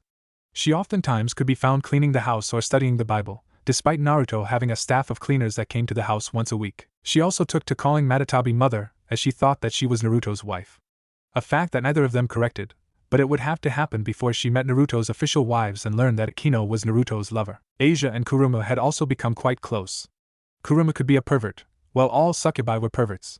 Kuruma had made it her personal mission to corrupt. He would have to handle them sooner or later, and putting it off any longer would be foolish. Naruto pulled out his cell phone and looked at the message from Rias. Rias, Uzumaki-sama, come to the ORC. We have an emergency situation on our hands. Naruto raised an eyebrow at this message. Before he quickly replied, Naruto, I'll be there in a moment. While he and Rias had their differences, they had managed to work together with Sona over the last week or so to hash more of the finer details that were somewhat hidden inside of the Ko Town loan agreement that was currently in effect. Naruto had even gone with Rias and her peerage when a Rouge Devil had been spotted in the area. Rias used it as an opportunity to teach Issei the peerage system and the roles of each piece. Even the fact that Issei was probably Rias's most versatile servant in terms of combat. Naruto even imputed his own wisdom that since Issei had been revived with all 8 of Rias's pawns, he had as much power if not more so than Akeno and potential than Kiba. Something Issei had been surprised about when told this information. Nibi-san, said Naruto, raising from his chair and getting the attention of all the executives. Hi Uzumaki-dano, said Matatabi, I need you to take over this meeting. Something has happened at the main branch that requires my full attention, said Naruto. Perhaps I can help you with this, Uzumaki-san, said Gendo, hoping to get a glimpse of the top brass of the company. No need for that, Ikari-san. I need you here as you have quite a bit of knowledge of this subject. I will have a full report on my desk Monday, said Naruto as he walked out of the room. Once he was out of sight of the officials, Naruto vanished in a burst of static. Only he didn't see Hayadegoro rounding the corner at the last second. What the hell? Asked the director of HR as he dropped the papers he had brought to show his boss. Location, Ko Academy. Place, ORC Clubhouse. Time, 1900 Friday. Issei stood before Naruto, Rias, and Sona as he reported what had happened to Asia when he had taken her out to show her a fun time. After she had told him about her life in the orphanage and church, he felt sorry for her and decided to show her the things she missed. Games, burgers, toys, more specifically stuffed animals and dolls and farriers will ride. Then as they prepared to return to their respective homes for the evening, they had gotten ambushed by Rainer, a blue-haired fallen angel, that little blonde that had killed Issei, Donasik, and a priest that Issei had described as a silver-haired nut job who identified himself as Freed. The priest had attacked Issei first and out of sight of the regular humans at the water fountain in the park, which Sona, Naruto, and Rias were starting to think was a supernatural hot spot. Anyway, as Issei quickly learned, the priest was a lot more skilled than Issei in combat. Even with his power doubled, Issei didn't stand a chance against Freed, who sliced Issei up and put a bullet or two in him. Before Issei could mount an effective comeback, a spear of light was thrown into his back. A spear from the blue-haired woman. Even with Asia healing him, Rainer gave her an ultimatum: come with them, or they would kill Issei. Asia, seeing no choice in the matter, gave herself up after healing Issei enough to get back to the others. With each word that came out of Issei's mouth, Naruto's anger rose until his aura was almost visible. By the time Issei was finished, Naruto had a long blonde tail and claws, and his eyes turned slit and orange. Before anyone could say anything, Naruto vanished and grabbed Issei by the throat and slammed him into the wall, leaving a large crater. Sona, Rias, Akeno, and Kuruma ran over to Naruto and tried their hardest to pry Naruto's hand off of Issei's throat. While they were trying to pry Naruto off, Tsubaki, Kiba, and Kaneko all tensed up and prepared to attack Naruto should it come to that. His arm didn't even budge from Issei's throat. How could you allow this to happen? Yelled Naruto, just barely holding back his true demonic fury. Naruto-san, stop it! Yelled Sona. He invited her out. That means that he was confident in his acolytes to protect her, knowing that fallen angels were targeting him. He was supposed to protect her. Yelled Naruto. Papa, please stop. Placing blame won't get Asia-chan back. Yelled Kuruma, trying to pull her father's arm off her friend's throat. Uzumaki-sama, please, he did his best to protect her. Yelled Rias in fear for her pawn's life. And I failed. Yelled Issei. This made all the girls and even Naruto look at him in shock. Issei had tears in his eyes, but he wasn't looking anywhere but at Naruto. He wanted to rage and scream. He wanted to rush out and save Asia. He wanted to do something. But his own weakness had gotten her taken from him. Naruto grit his teeth in anger, before throwing Issei away hard enough for him to hit the couch. Raising to his feet, Naruto went to the door and was about to rip it open only to stop as a barrier appeared before him. Sona, get this barrier out of my way, said Naruto, not even having to look behind him to know who had cast it. I will not, said Sona with her hand up. You know as well as I do that I could rip this barrier apart with just a flick of my finger, said Naruto. I know you can. I also know that you will go and destroy the church, said Sona as she walked up to Naruto. And what's wrong with that? They took my child hostage. Sona placed a hand on Naruto's chest. I understand, Naruto-san, but you going and annihilating them will do more harm than good. Despite what you may think, this is a fight between devils and fallen angels. And I can see it in your eyes that you will have no problem ripping them apart, but would you regret it? Asked Sona. No, I wouldn't, said Naruto with a straight face. Please don't lie to us, Naruto-kun. I can see it in you. You have the power to do so many destructive things, but you are not a killer, and for you to kill in anger would be wrong. Not to mention that should you release your full power, the other powerhouses of the supernatural world will take notice, said Akeno, hoping to work in tandem with Sona to appeal to her lover's honor. To hell with that. I will risk the wrath of the angels, the Underworld Alliance, and all the gods in the divine realm to save my daughter, growled Naruto. She's right, Papa. You took an oath many years ago to never allow yourself to fall victim to your rage and allow yourself to put the people of the GS/Y in danger. The Papa I know would never go on a rampage and kill. You even told me. Killing in battle is one thing, as both parties have put their lives on the line for their ideals, but killing in joy and a fit of rage makes you no better than a monster. I want Asia-chan back as well, but not at the expense of my Papa's happiness or peace of mind, said Kuruma, hugging her father from behind. Naruto didn't move for a long minute. In his current state, Naruto knew that he wasn't the best judge of character and was prone to rash actions. Since coming to this world, he had always kept his anger at his enemies in check. He knew from past experience what anger on the battlefield could do to someone. When Haku had killed Sasuke, when Orochimaru had attacked them with Kabuto and spoke about Sasuke, when Nagito had invaded and nearly destroyed Konoha and nearly killed Hinata. Naruto's anger had led to mistakes. Even his greatest mistake and shame. The mistake that led to him becoming the strongest creature alive. The failure of stopping Infinite Tsukiyomi, and the fusion of Kagaya into his body. Rias, said Naruto as he reverted back to his human form. Yes, Uzumaki-dano, I find myself in a difficult position. As both a father and a member of the greater Shinto/Yukai faction, I have power that most beings could only dream of, and yet because of the world and political hardships we live in, I have to hold back as if I live in a world of cardboard. I have to hold back because the balance of the mundane and supernatural must be maintained, as well as keeping all the strongest beings from doing as they please whenever they please, said Naruto as he sank to his knees and bowed to Rias. Papa? Asked Kuruma in shock. Please get my child back. Save her by whatever means you can, and I will give you anything I can within my power, said Naruto, showing for the first time in many years his valuable side as tears rolled down his face. 3. Rias looked at Naruto. As much as an ass as he had been to her in the last few weeks, she wasn't heartless. This was a man who was desperate to save his daughter. Even so, a small part of her was wondering what would happen if she used this situation to her advantage. She could in theory get there after Asia died and reincarnate her as her servant, but shook her head. She couldn't do that. Not because she couldn't use a powerful healer in her peerage. Uzumaki-sama, I promise to save Asia with everything I have. I give you my words as the heiress of the Mark of Gremory. However, please be prepared for any outcome that may occur and the payment that will come with it, said Rias, smiling as she put a hand on Naruto's shoulder. Kuruma shivered. A deal with the devil in Prada, thought Kuruma. Location, Ko Town. Place, abandoned church. Time, 1000. Asia was tied to a cross with chains wrapped around her arms and feet. She felt the leers of the excommunicated priests. She heard the words about her body and the things they wished to do to her. While she was scared, she kept a brave face the entire time. She looked down at the priests, avoiding the eyes of the head priest, a silver-haired man who was more of a devil than any real devil was. One of the men grew impatient and walked up and ran a hand along her leg and up her thigh, lifting the sheer metrical of the gown she was now wearing. Before he could get to his prize, a pink spear of light fired from the darkness. It impaled the man and sent him to the ground. Leave her be.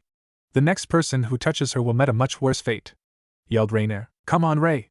We all got super boners for the blonde heathen slut here. Give us something, yelled a silver-haired priest. Shut your mouth, Freed. You've already killed and raped 10 people. Were it not for our abilities to manipulate people's memories and these other excommunicated priests cleaning up after you, we'd have human police on our trail, said Rainier. So it's not like we can't kill them, said Freed. Not the point. Even if we are doing things outside of the books, the golden rule remains intact. Nobody unaware of the supernatural gets involved, said Rainier. But what about the kid Millet killed, said a random goon. Irrelevant. Go and secure the entrances. I wouldn't put it past Issei to try and rescue Asia, said Rainier. Freed as well as the other excommunicated priests left Asia and Rainier alone. Lady Rainier, you don't have to do this. God would forgive any those who have wronged if they just repent and atone for your sins, said Asia. Rainier looked at Asia. While she didn't hate the girl, she was absolutely annoyed by her faith.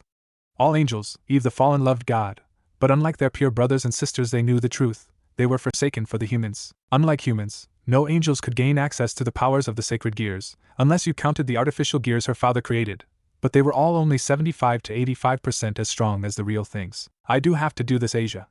Not for myself, but for my people.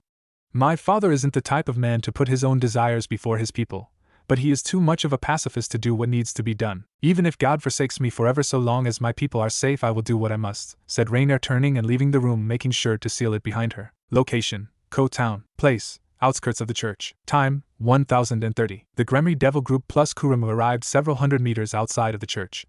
Each of them was prepared for this battle. A battle between devils and fallen angels.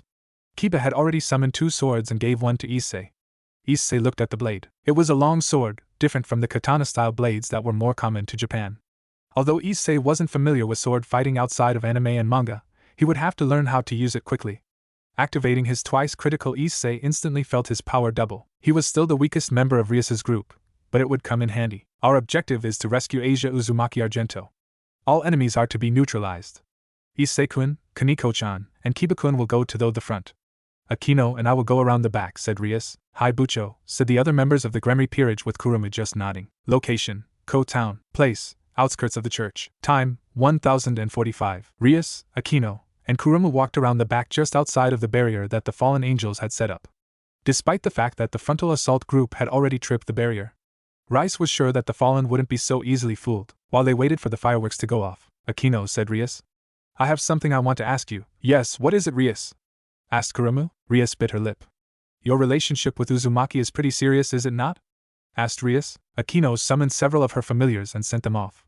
I don't know what you're talking about, Rias, said the black-haired young woman. Rias narrowed her eyes. You stopped accepting contracts over a year ago, and whenever Uzumaki-san is in town, you've also given yourself to him multiple times, said Rias. Akeno turned to Rias with a glare. So I had sex? You know that I always planned on losing my virginity in a unique way by being a mistress, said Akeno. That I did know, but that's not what I'm saying. You've been distracted by Uzumaki-sama. What is your point, Rias? My point is, are you my queen or are you his woman? Asked Rias. Akeno was taken aback by her best friend's words. I'm both. Just because I love Naruto doesn't mean I have forgotten how you saved me from my mother's family. I will forever be grateful to you, Lord Gremry, Lady Gremry, and Lord Lucifer for taking me in, but there will be a time, Rias, where I want a family. A husband, children, grandchildren. A future I can see with Naruto-san, said Akeno. Hey, can you two sort out your problems later? We're here to rescue my sister, said Kuruma. Rias opened her mouth to respond, but stopped and turned and created a magic shield that stopped a blue spear. Once the spear lost its energy, lost its remaining mana, Rias lowered her shield. Forgive me, but you two were so engrossed in conversation that I couldn't help but attack, said Donasik. Rias and Akeno glared at the location where he stood on top of a tree alongside 2 other fallen angels. Akeno, not one for pleasantries at the moment, pulled her hands apart. Akeno changed into her priestess outfit and flew into the sky. I'm not in the mood for games today. Storm of torment! Yelled Akeno as she unleashed several bolts of lightning at the fallen angels. Donasik and Kalawarna managed to get out of the way, but Midlet wasn't lucky and was electrocuted by Akeno's lightning blast. Midlet screamed in pain as she fell out of the sky, only to be caught by Kalawarna before she was set down. Kalawarna summoned a spear and threw it at Rias. Rias jumped backward, making the spear miss as she summoned her own power of destruction and shaped it into a spear before throwing it at Kalawarna. Kalawarna moved out of the way of the power of destruction.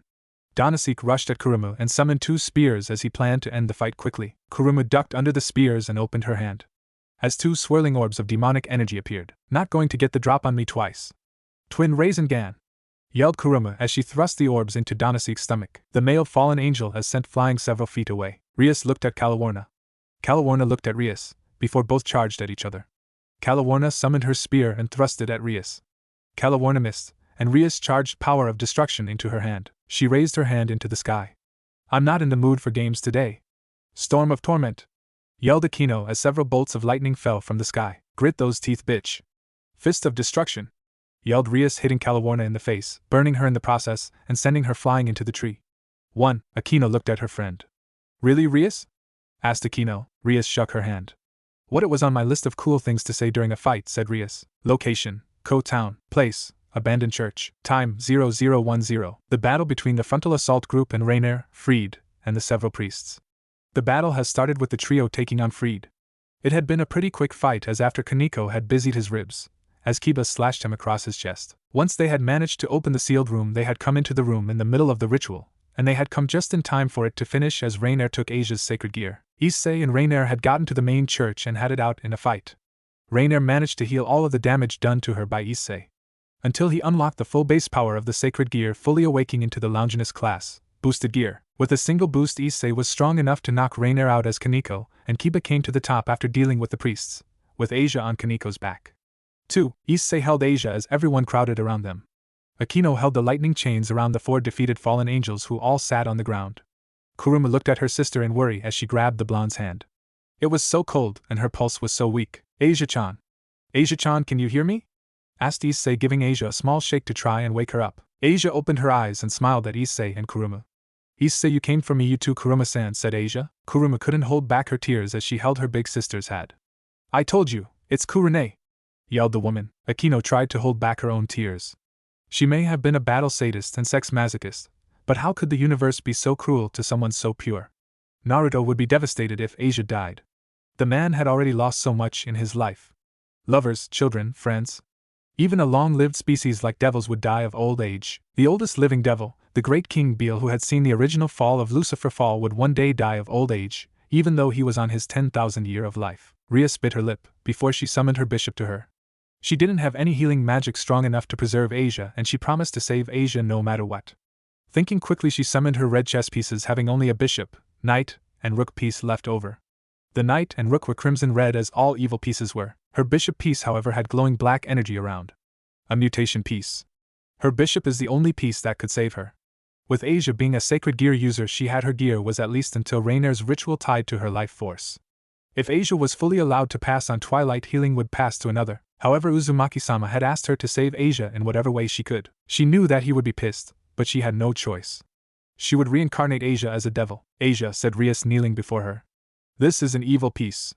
This will save your life, but in return you will become a devil and then my servant. Asia's breath was shallow. Are there any drawbacks? Asked Asia. Rias bit her lip. God will forsake you. Your cross, you will never be able to touch again. Light magic will also become toxic to you, said Rias, if it will allow me to stay with my new family and Issei. I will sell my soul to Satan, said Isa. Rias nodded before standing up. I, Rias Gremory, hereby order you, heed me, Asia Argento. Bring your soul back to this world, and become my servant devil. You shall become my bishop and rejoice in your newfound life. The bishop flew at Asia, and as it was about to imprint itself on her chest, it sank in slightly before both Asia and Rias screamed as her eyes widened in pain as Rias fell to her knees, before the bishop was violently ejected and landed next to Rias. That's impossible, said Kiba as he helped Rias to her feet. There is no way that an evil piece could be rejected by someone on the verge of death. Not normally, but those of my blood is different, said Naruto as he appeared alongside Matatabi from a portal. Papa, I didn't think you would make it in time, said Kuruma. Rias turned to Kuruma. When did you call Uzumaki Dano? Asked Rias. Right around the time Issei returned with Asia-chan, said Kuruma. I know that my father would be needed once we finished the fallen angels. Uzumaki-san, what do you mean about the evil piece? Naruto picked up the mutated evil piece. When the devils first created the evil pieces, I grew worried that someone would force me into servitude. Despite what most people, even powerful beings, can be manipulated or mind-controlled. I stole one of the king pieces and began to reverse engineer it. It's actually quite an impressive bit of soul magic, sealing magic, biological science, and devil alchemy. The woman I considered my mother helped me figure out how to create a defense against it in my DNA. Anyone who shares my blood can never be turned into a devil via the evil piece system, said Naruto as he flicked it back to Rias. 3. Then forgive me, Uzumaki-sama, as I can't save Asia from death, said Rias, lowering her head in shame that she couldn't fulfill one request. Naruto walked up to Asia and looked at her. It's fine.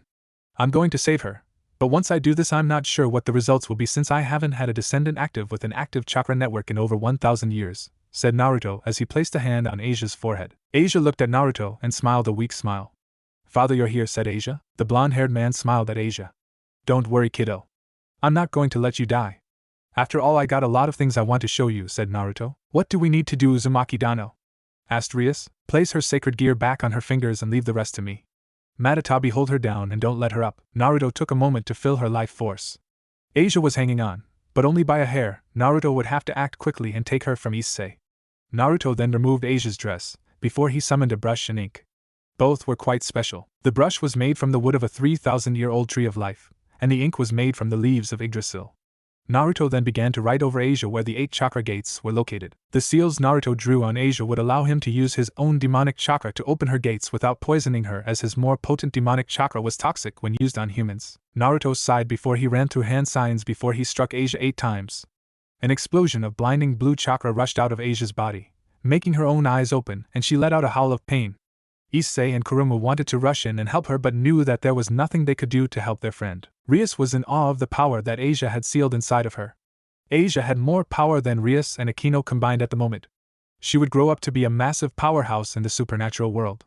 Behind everyone, Kaneko was shaking in fear. The feeling was just like when She went crazy. The chakra began to rapidly fade, as Asia was once again close to death. Naruto wasn't going to allow that to happen. Naruto ran through hand signs before placing his hands over her head and heart. He wasn't sure what the results would be, but he knew that Asia would no longer be fully human after this. Yin-yang release, one's own life reincarnation, said Naruto as his hands glowed blue. The chakra turned his own life force into Asia's own, stabilizing her and bringing her back from the brink of demise. When Granny Chio used this technique to revive Gaara, she had been the only one to know it. However, Gaara still declared it a kenjutsu. Before the Fourth Great War, he had shared this technique with Konoha's own great medic Tsunade, who in turn had Sakura and Shizen learn more about it in a bid to see how to combat its effects. Sadly, the only way for both people to live through it was with the half-life technique. The requirements for it made it its own almost worse variation on the technique, seeing as how it required a monstrous amount of chakra to save a said person. A person like Naruto who was practically immortal. As the life force entered Asia's body, she slowly began to change. She grew taller, her breasts grew slightly larger, a pair of golden wings grew from out of her back. Scales grew along her arms up to her elbow and from her feet to her knees, and a long thick tail grew and was as long as she was tall. Finally, a pair of slightly curved horns on her head. Naruto reached out and summoned a red floor-length coat, with black flames on the bottom, before using it to wrap Asia up, covering her modesty. While it may have seemed counterproductive, Naruto had needed her to be naked so that he could force the inner chakra gates. Aside from that, he was already pissed off at Issei for getting a sneak peek at his daughter's lower region without them even being in a relationship. His daughters, even though Kuruma was technically a demon of sex, were OFF limits. What happened to her? Asked Issei. Naruto looked at Issei with a blank expression. Thanks to Asia's ancestral mother being a previous wielder of the boosted gear and having a good relationship with the spirit inside, by the time she died she was a dragonkin. Thanks to my unlocking of Asia's chakra pathways, she had become a stronger version of a dragonkin. A dragonborn I might have accidentally increased and unlocked a subset to Twilight Healing as well, said Naruto. Matatabi face-bombed. Only you would be so lucky to unlock one of your child's abilities, said Matatabi. Naruto didn't bother to reply to his lover. Instead, he lifted Asia in a bridal-style carry, making sure that her head was cradled in the nape of his neck so that she was comfortable. Rias opened her mouth to say something, but before she could, several magic circles appeared. Circles that belonged to the fallen angels. At least a dozen or so. One of the angels who stood closer to Rias, and her peerage prepared to fight before the Citri magic circle appeared. As the circle vanished, Sona and Tsubaki stood there as the fallen finished materializing. The fallen, who appeared to be at the head of the group, flew to the ground and landed before Rias on one knee. She, like most supernatural beings, was beautiful beyond message. She was shorter than Rias, but barely taller than Kaneko, with breasts that rivaled Akeno's. Her hair is long and navy on the outside while pink on the inside, and is tied with a bow, wearing a gothic French dress that went just above her knees, black open-toed high heels, and finally a pair of black and purple striped thigh-high socks. Coming from her back was 8 wings. She also had a toy cat in her arms. 4. Rias pulled all her demonic mana into her hands, ready to strike the fallen before her, only for Sona to hold out her hand in front of her. What are you doing, Sona? These angels are here to take our prisoners. Stand down, Rias, said Sona. No. I've allowed them to roam our territory too long. I will put them out of our misery. Sona pulled out a scroll that had the seal of Leviathan on it. They are here under the protection of the Devil Office of Foreign Affairs. Rias and the others looked at Sona in surprise. The angel went landed before Rias and Sona. You might want to close your mouth, fire crotch. Or do you normally keep it open so anyone can stick a cock in it? Said the girl with her bored expression never leaving her face. Rias blushed in indignation, while Naruto was thinking if he should try and bed this one of that one-hitter quitter alone. Sona, it seems, decided to put a stop to the potential fight before it started. Cadre Anarchy, you are only inside of this territory because you are to escort the prisoners, nothing more. Please do not antagonize my fellow territory chair, said Sona. Cadre Anarchy turned and nodded to the fallen angels before they flowed down to Akeno, who gave them a stern look, before handing over the magical binding chains. The fallen angel cadre created a magic circle. Wait! Yelled Rainier. What is it, Rainier? asked Cadre Anarchy. Rainier turned to the three leaders, taking a particular interest in Naruto's eyes. The deep oceans of blue. She still felt some fear in the back of her mind, but also a strong desire. She knew that to an extent Calawarna felt it too. Her friend practically had a thing for men with powerful auras. Shaking her head, she managed to steel herself for what she was about to do. She fell to her knees and inclined her head. Her team looked at her in shock. Rainier, what are you doing? Asked Calawarna. Get to your feet, Rainier. You have no reason to bow, said Donasek. Sis, get up, yelled Meltiot. Quiet, yelled Rainier, silencing her friends. I must ask for your forgiveness. Not for myself, but for my team. We had orders to observe and learn about the sacred gear that Issei had. It was I who made the choice to cut the bull, Rainier, yelled Donasek. I'm not going to let her throw herself on the sword to protect us. It's true that we were ordered to observe not just Issei, but the people of Ko as a whole, said Calawarna. Why is that? Asked Rias. According to our research, there appears to be a high number of people being born with sacred gears. We don't know the numbers, but it's pretty damn high. How would a low-ranking fallen angel like you know this? Asked Sona. We are few in number, Eris-Citri, so we are closer than you know. Unlike you devils who number in the millions and are growing by the day thanks to the evil peace system, we fallen angels are barely a million, even with those who had children with humans, said Cadre Anarchy. I currently do not care about that, yelled Rainier. All I ask is your forgiveness and beg you to be lenient on us. It is not my place to forgive you, said Naruto, making everyone look at him in shock. It is Asia's. Rainier nodded. I understand. The fallen angels vanished in their circles. Matatabi raised her hand and opened a portal. Matatabi quickly followed with Naruto about to walk in. Hey, wait. Where are you going? Asked Issei. Asia needs to heal. She will take at least a week to recover. I promise that you will see her again. Also, Rias, I won't forget what you did. I will keep my promise to you, said Naruto. Rias smiled at Naruto. I'll hold you to it, Uzumaki Dano. Naruto walked into the portal as it closed behind him, leaving the Gremry group behind. Issei looked at the location where the group left. Rias put a hand on Issei's shoulder. Come, Aviasi, let's head home. The battle is complete, said Rias. Issei nodded as Rias opened a portal and they left the area. Location unknown, place unknown, time unknown, Saturday. The blaring alarm was almost as bad as the bells that used to be the signal to wake up in the orphanage. The matrons always said that those who were not up before the bell would get a lashing. However, one of the rare occasions she was allowed to sleep, she enjoyed it. She enjoyed the dreams that saw her having friends. She enjoyed the dreams where she wasn't held on a pedestal, she was just too comfy and didn't want to get up at the moment. A golden-clawed hand reached out and smashed the alarm clock to bits. Before Isa could snuggle deeper into her blankets and return to the world of dreams where she found herself dreaming of Issei, they were yanked off of her, leaving her as naked as the day she was born. This had the side effect of forcing her to wrap her arms, wings, and tail around herself and curl into a tight ball to keep warm. Wait, wings? Tail? Thought Asia as her eyes shot open and shot up and looked at her clawed hands. So your brain is finally firing on all cylinders? That's good. 15 hours 32 minutes, and 19 seconds. I was afraid that you'd be out for at least 2 days, but then again you are one of his children now. All of you kids inherited his thick skull and recovery ability, came a sultry voice. Asia looked at where the voice came from and looked at a woman who was sitting there reading a rather raunchy book, if the title was anything to go off of. A beautiful and busted woman in her early/mid-30s who looked a lot like Kuruma, as they both had light blue hair that, unlike Kuruma's, reached the middle of her back, and purple eyes. She was slender and could easily pass for a supermodel or movie star. If Asia had to take a guess, she was slightly taller than Matatabi. She wore a bright red strapless dress that is also specifically a mini dress in length, with a black hem, a white belt that made the dress seem skin tight, a black sparkling coat with a light tan fur collar, and a pair of gold heart-shaped earrings, and a matching heart necklace. On her left ring finger was a golden-colored ring with a diamond on it. Who are you? Asked Asia. The woman gave a small giggle. My name is Uzumaki Kurono Ageda. I'm the woman you call father's second wife, said Ageda, holding up her hand. Second wife? Asked Asia. Before Ageda could open her mouth, the door opened and Naruto walked into the room, followed by another woman. This woman was as beautiful as Ageda, but she had a more elegant air about her. Very beautiful, fair-skinned young woman with long pink hair that she ties in a black ribbon and green eyes, wearing red short shorts, black low heels, a black bikini top, and a very beautiful fair-skinned young woman with long pink hair that she ties in a black ribbon and green eyes. On her left ring finger was a platinum band on her finger with a blood ruby in the center. Asia, you're finally awake, said Naruto with a smile. Father, who is that woman behind you? Asked Asia. Naruto smiled. I see that you've already met Agetha-chan. Asia, I'd like to introduce you to my first wife. Akasha Uzumaki Bloodriver. Queen of all vampires, mother to my eldest daughter, and one of the Council Dark Lords, leaders of the monster faction. She's also my wife in public. Asia looked back and forth between them. So does this mean I have two mothers? Asked Asia. Akasha and Asia squalled, before they glomped onto Asia. Asia blushed at this while Naruto chuckled. When you two are done embarrassing Asia, make sure to bring her downstairs to eat. She must be starving after her body went through the changes, said Naruto. Changes? But I feel fine, father, said Asia. Right now you do, but you're going to have to retrain a large portion of your body. Also because you are now a dragonborn, your mentality is slightly different. I'll speak with you more over the weekend about what a dragonkin and a dragonborn are when we have a free moment. I'll also train you up a bit in the use of your inherent abilities. For now, just enjoy life, Asia. Be a kid, get spoiled by your new mothers and siblings, said Naruto. As Naruto left Asia with her new mommy, she couldn't help but notice that her father was sad. Not in the fact that he didn't love his family, but sad from a past that he never got to see.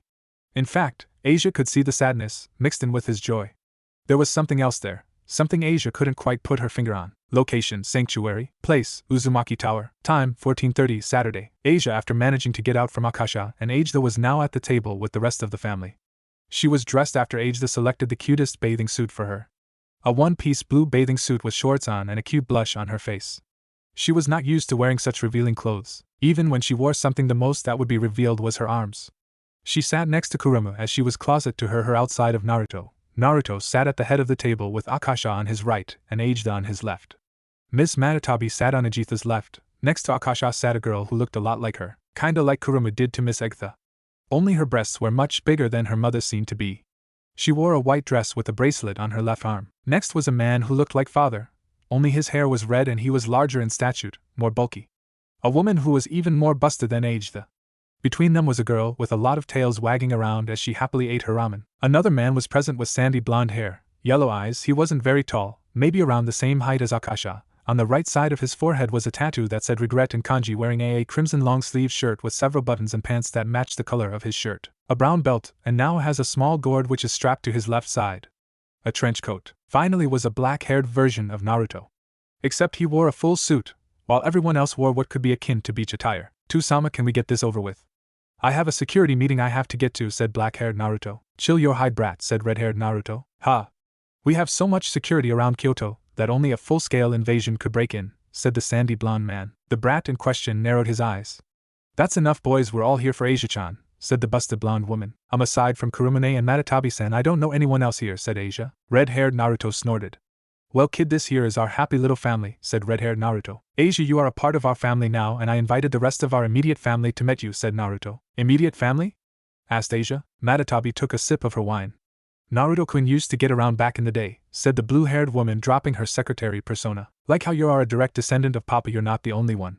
Across Japan and Europe, Papa has at least 400 descendants. Papa has to have a bit of succubi blood in him." "He's a bit of a whore," said Kuruma, only to get smacked on the head by Agetha. "You're forgetting that before I met your father I was something of a whore myself. Honestly, I miss some of those days, but your father makes up for a lot of it," said Asia, her eyes locking on Naruto with lust-filled gaze. The pink-haired girl and Asia both blushed at this. The blonde woman cleared her throat this time, filling the air with her aura. "I believe that we are supposed to be introducing ourselves to Asia. My name is Yoko Yasaka. I am Deputy Commander of Kyoto and Guardian of the Japanese Ley Line," said the blonde-haired woman. "I'm Yoko Kuru. Guardian of the Ley Line in training," said the young blonde. The red-haired Naruto smiled. "I am Yoko Kurama, husband of Yasaka and commander of Kyoto's military forces," said Kurama with a thumbs up. "You've already met me, but if I must give you an official title, I'm matron of the Lucky 9 strip club/betrothal in Vegas. But I don't mind being called mommy," said Asia. "I introduced myself in the room, but if you have to call me something, mother is fine," said Akasha with Asia glaring. "Akasha. I guess that leaves me and the brat. I'm Shikaku. I don't have a last name. I'm the head of Kyoto's agriculture division," said the sandy blonde man. "My name is Uzumaki Menma. I'm the leader of the Shadows, Kyoto's ninja forces. I'm also Tusama's eldest child, currently living at 213 years old," said Menma. "For clarity, that makes him older than me, but younger than Akasha," joked Asia. Menma glared at the succubus, but there was no real heat behind his glare. In fact, Asia could feel that the people in this room loved each other with all their heart, and would do anything to protect each other. As the meal progressed, they spoke and talked. They broke bread, they laughed. They played. Asia felt herself smiling more and more as the meal went on. She got to know her new siblings. Her new aunt and uncles, her new mamas. Her little cousin. Asia felt blessed that she was able to get to know her new family. Location, Sanctuary. Place, Uzumaki Tower, Naruto's office. Time, 1800 Saturday. Naruto looked out the window of the balcony as he downed some bourbon, looking at the sunset. Asia, Kurumu, Kuru, and Mocha were all playing volleyball with Menma keeping watch over them, or rather Asia and Kuru dragging the edgelord into the game as ref. Yasaka was lazing about in the sun with age that left Naruto, Kurama, Matatabi, Akasha, and Shikaka to speak among themselves. Naruto had decided to fill them in on the things that happened in Ko while he was there. Kurama and Shikaka frowned, while Akasha looked down in understanding. How could you let that little devil bitch lead you around by the nose? Yelled Shikaku at his younger brother figure. Don't remind me, groaned Naruto as he sank into his leather chair. No, you need to be reminded. You are one of the strongest beings in the universe. You killed Kagaya. You fought in both the Great War and the Devil's Civil War. Hell, you even helped to create the greater Shinto/Yukai faction, but you can't keep a little girl under control, growled Shikaku. Naruto narrowed his eyes. We have to play nice or we could have heaven hunting you down again, Shikaku. I didn't slaughter a legion of angels during the Great War to save your ass just so we could go to war against them again. Even with God incapacitated, Michael and the Seraph are all strong. Heaven still has an active bounty open for my ass, said Naruto. He's right on that count. Gabriel is still pissed that you kissed her during battle, said Kurama. Naruto shrugged. Not my fault that God programmed her to be such a pure thing. That meltdown over a little peck on the lips, said Naruto. Still doesn't explain why you're playing nice, said Shikaku as he slugged a shot of vodka. Because it's in our best interest to play nice. Remember, Shikaku, I grew up as a warrior, not a statesman. Even Sarutobi was a warrior before he allowed himself to get cozy on his throne as Hokage. We have to play nice with not only the devils but the Shinto gods and monster faction as well. In case you forgot, Shikaku, part of the reason I've been keeping these three factions happy is that the Shinto faction has done a great job of keeping the Divine Alliance out of our way, while the devils seem to have one of the largest gatherings of sacred gears, making it possible for us to run across the others at some point, gears that we hope have the other six sealed in them. Oh, and the monster faction have a better ear to the ground than even some of our own allies do, said Naruto. It still doesn't bring us a step closer to finding, let alone freeing the others, said Matatabi, sipping on her own drink. And it's been over 400 years since any hints of our brothers and sisters. The last known sighting of anything that matched their power was that one idiot who managed to make a volcano explode, said Kurama as he took a sip of his own drink. What about your contacts, lady? Asked Shikaku, looking at Akasha. Akasha walked up to Naruto and put a hand on his shoulder. I've heard of 2 or 3 sightings of a group who are calling themselves Buji in Europe. I asked Shuzen to look into it, but it's been slow going as of this moment, said Akasha. Speaking of which, why is Mocha here? I've spent the last 5 years trying to get Mocha away from him and that bitch of a wife of his, but he said that he was under your orders to keep her in Europe, said Naruto. Akasha looked at Naruto and averted her gaze. I know that it was hard not being able to see her for so long, even though I haven't seen her for nearly a year, but I figured that Issa would have enough control over the covens to protect her while I dealt with matters as a Dark Lord. However, with the recent rise of the anti-human organization Fairy Tail, the Dark Lords have had our hands full finding evidence against them for the greater councils to move in on them. Even the Angel faction is taking notice of strange happening lately, said Akasha. What does this have to do with the vampire covens? Asked Naruto, looking at his wife with a stern gaze. Issa's wife, Gyukuro, is the commander-in-chief of the entire organization, making her the second highest ranked officer in the entire organization and the public face of the organization as a whole, said Akasha. Matatabi frowned. That bitch. I fought her before and she's no pushover, even by Yukai standards.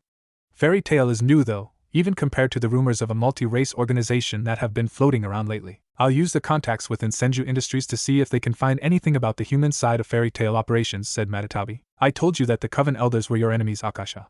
I told you Shuzen was no ally of mine, yet you insisted that she would be safe with your greatest ally. Instead you put her in the heart of the hornet's nest, growled Kurama. Akasha looked at Kurama as her eyes turned red. Don't test me, Kurama. My child is the next heir of the power of Shinso blood flow, thus making her the next leader of all vampires. She needed to learn what it means to be a vampire from them, said Akasha. You mean a bunch of backstabbing honorless pricks? Asked Kurama. How'd that work out when Clan Elder Victor tried to kill you? Akasha vanished and appeared in front of Kurama. Learn your place, you arrogant canine! Yelled Akasha, throwing a kick at him. Kurama raised his hand and went to punch Akasha. You first, you fucking mosquito! Yelled Kurama. Naruto appeared between them and caught the kick and punch. Enough! You both know that Sanctuary isn't a place for fighting. A lot of things have been happening for the last years that have been on all our minds. Kurama, I'm no fan of letting my child stay with the Coven, but I understand. Akasha, you ignored me despite my own wants for her future. So both of you drop it, and let's get back to what is important, said Naruto, releasing his brother and wife. Both Kurama and Akasha kept glaring at each other but knew better than to try that again. Taking his seat next to Shikaku, Kurama folded his arms and leaned backward. He had always had a bit of a problem with the vampiress, mostly due to the fact that she bent backward when it came to her people. Kurama was the same, but he didn't place the needs of his family above those of his people. Something Akasha had done when it came to Naruto and Mocha. Especially Mocha, who was a daddy's girl growing up. Kurama may not be the being full of malice and hate he once was, but he still had some of it deep in his bones. That and Akasha just rubbed him the wrong way at times. Sometimes Kurama could see why the big red lizard and the lowly lizard didn't involve themselves in the politics of races and kept to the dimensional gap. Sometimes he found himself thinking that he, Naruto, and the other Buji should have carved out their own little piece of the gap and stayed there instead of getting wrapped up with all the other races. Then again, he never would have found the love of his life or had the most perfect little girl in the world. "What do you want to do about the group using our name?" asked Matatabi, looking at her lover. "I'll have Menma assign a group of shadows to track them down. If they do have any of our siblings trapped," said Kurama. "If there is nothing else, let's get back to the kids, Yasaka and Ajeta." "It's been a while since," said Naruto. Everyone left the room and headed downstairs to join the others in their nice, relaxing weekend. Location: Ko Town. Place: Gendo's condo. Time: 0030 Monday. Gendo glared at the screen before him. The data he was reading was a bit concerning. Seal was going to move in on several businesses soon, including the Ko branch of Senju Industries. Those old bastards were doing too much.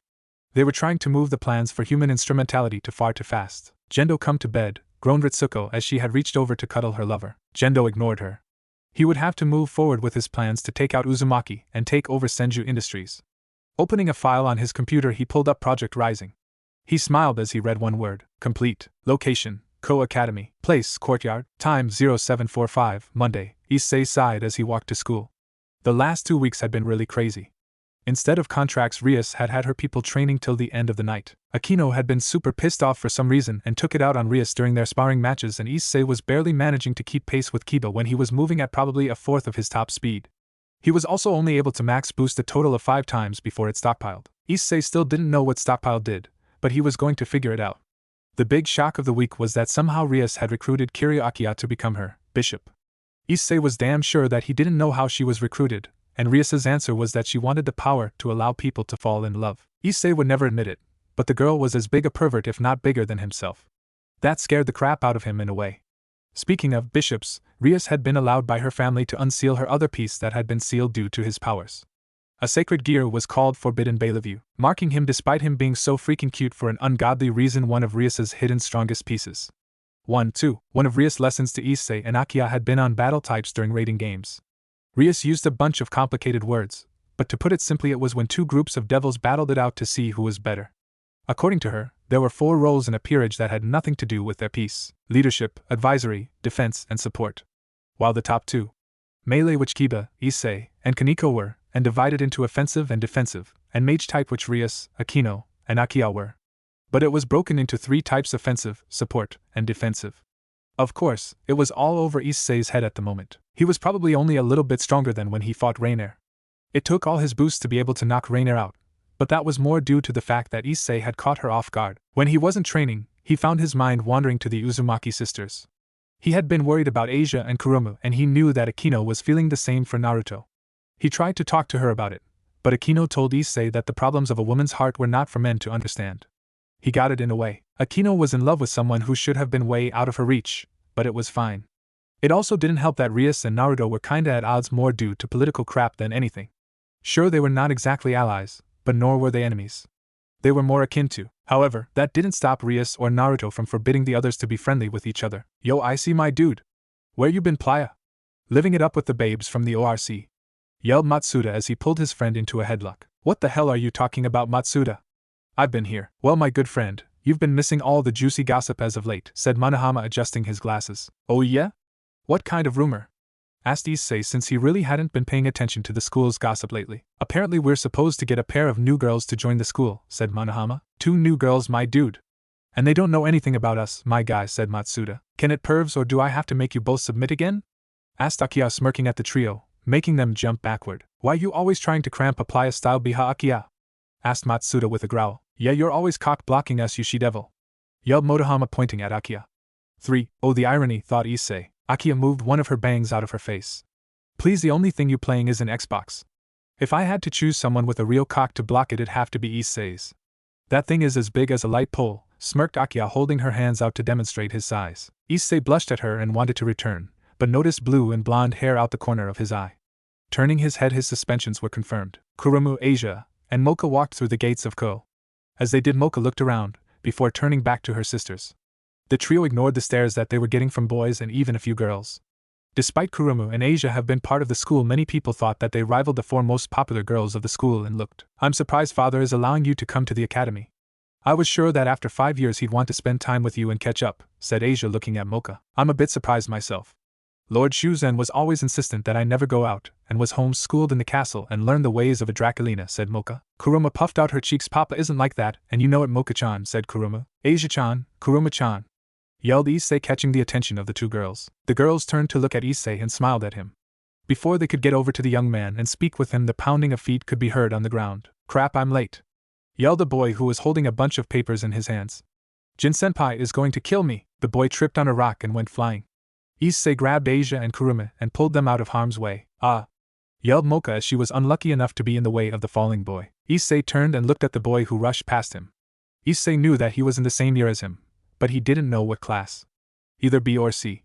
He stood at the same height as Issei, with brown hair, kind of confused brown eyes, and a relatively athletic and slender physique for someone who wasn't that big to begin with. Everyone looked at the duo of Mocha and the boy who had landed on the ground. Or rather, Mocha and the boy landed in a rather compromising position, with Mocha startling his hips and his hand on her breast. Kuruma took out her phone and snapped a few pictures. Asia blushed as she used her hands to cover Issei's eyes so that he didn't perv on her sister. Matsuda and Motohama were enjoying the fact they could see Mocha's white panties. Despite all of that going on, Mocha's eyes looked onto the young man's, and for some odd reason, she couldn't take her eyes away from his.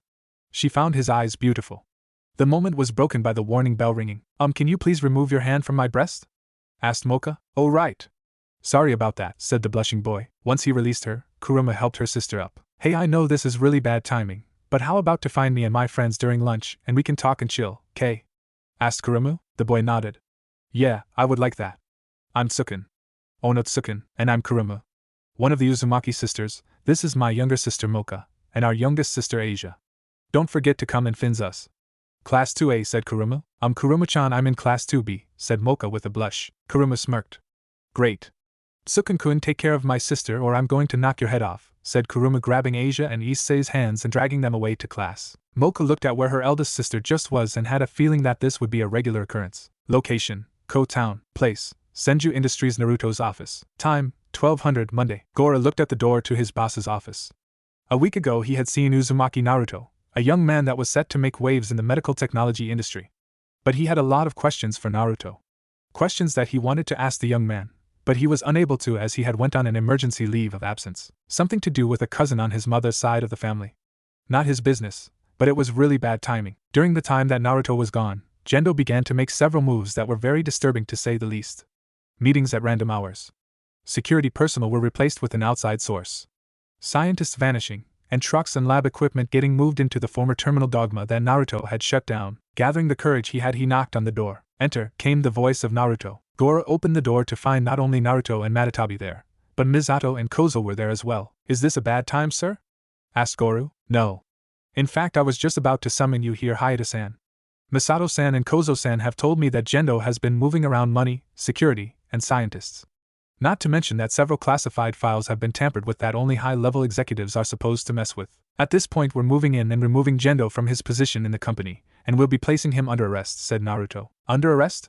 Uzumaki-san, I know that he's done a lot of things, but the best we can hope for is to remove him from power and made him sign a few non-disclosure agreements, started Goru. We're very much past that point, Hayata-san, said Matatabi. Misato-san. Please tell Hayata-san who you are again. Former major of the JSDF, however, I retain my judicial authority. I have the ability to arrest people if I so need to, said Misato. We have to arrest Gendo, because he's a threat. Not just to the company, but the world as a whole, said Kozo. Before Goru could open his mouth, the door to his office burst open. 8 lightly armored individuals entered the room, all bearing stare ACR, pistols on their sides, and a large double-bladed spear on their backs. Behind the group walked in Ritsuko and Gendo. What the hell is this? Yelled Misato, having drawn her gun the second the door was busted open. Ritsuko looked at her friend. Misato, put that thing down before you get hurt. Ritz, I always knew that you were a stupid bitch when it came to men, but for you to do this because of him. Are you out of your fucking mind? Yelled Misato. Ritsuko glared at Misato. Grow up, Misato. We're not in college anymore.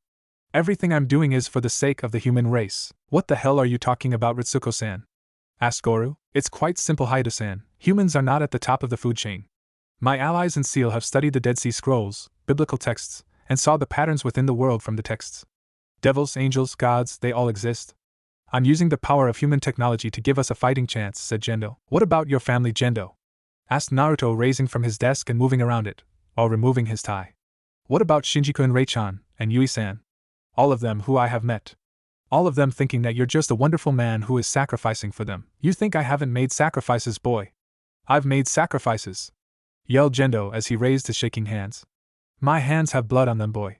Blood of people who have become my enemies, blood of innocents who got in the way of progress. Will you join those whose blood stains my hands? Naruto's head was hung low as he looked at the ground. Gendo was sure that the younger man was thinking about his life up till now. How he had wasted his life just by going to college, partying, and sleeping with questionable women.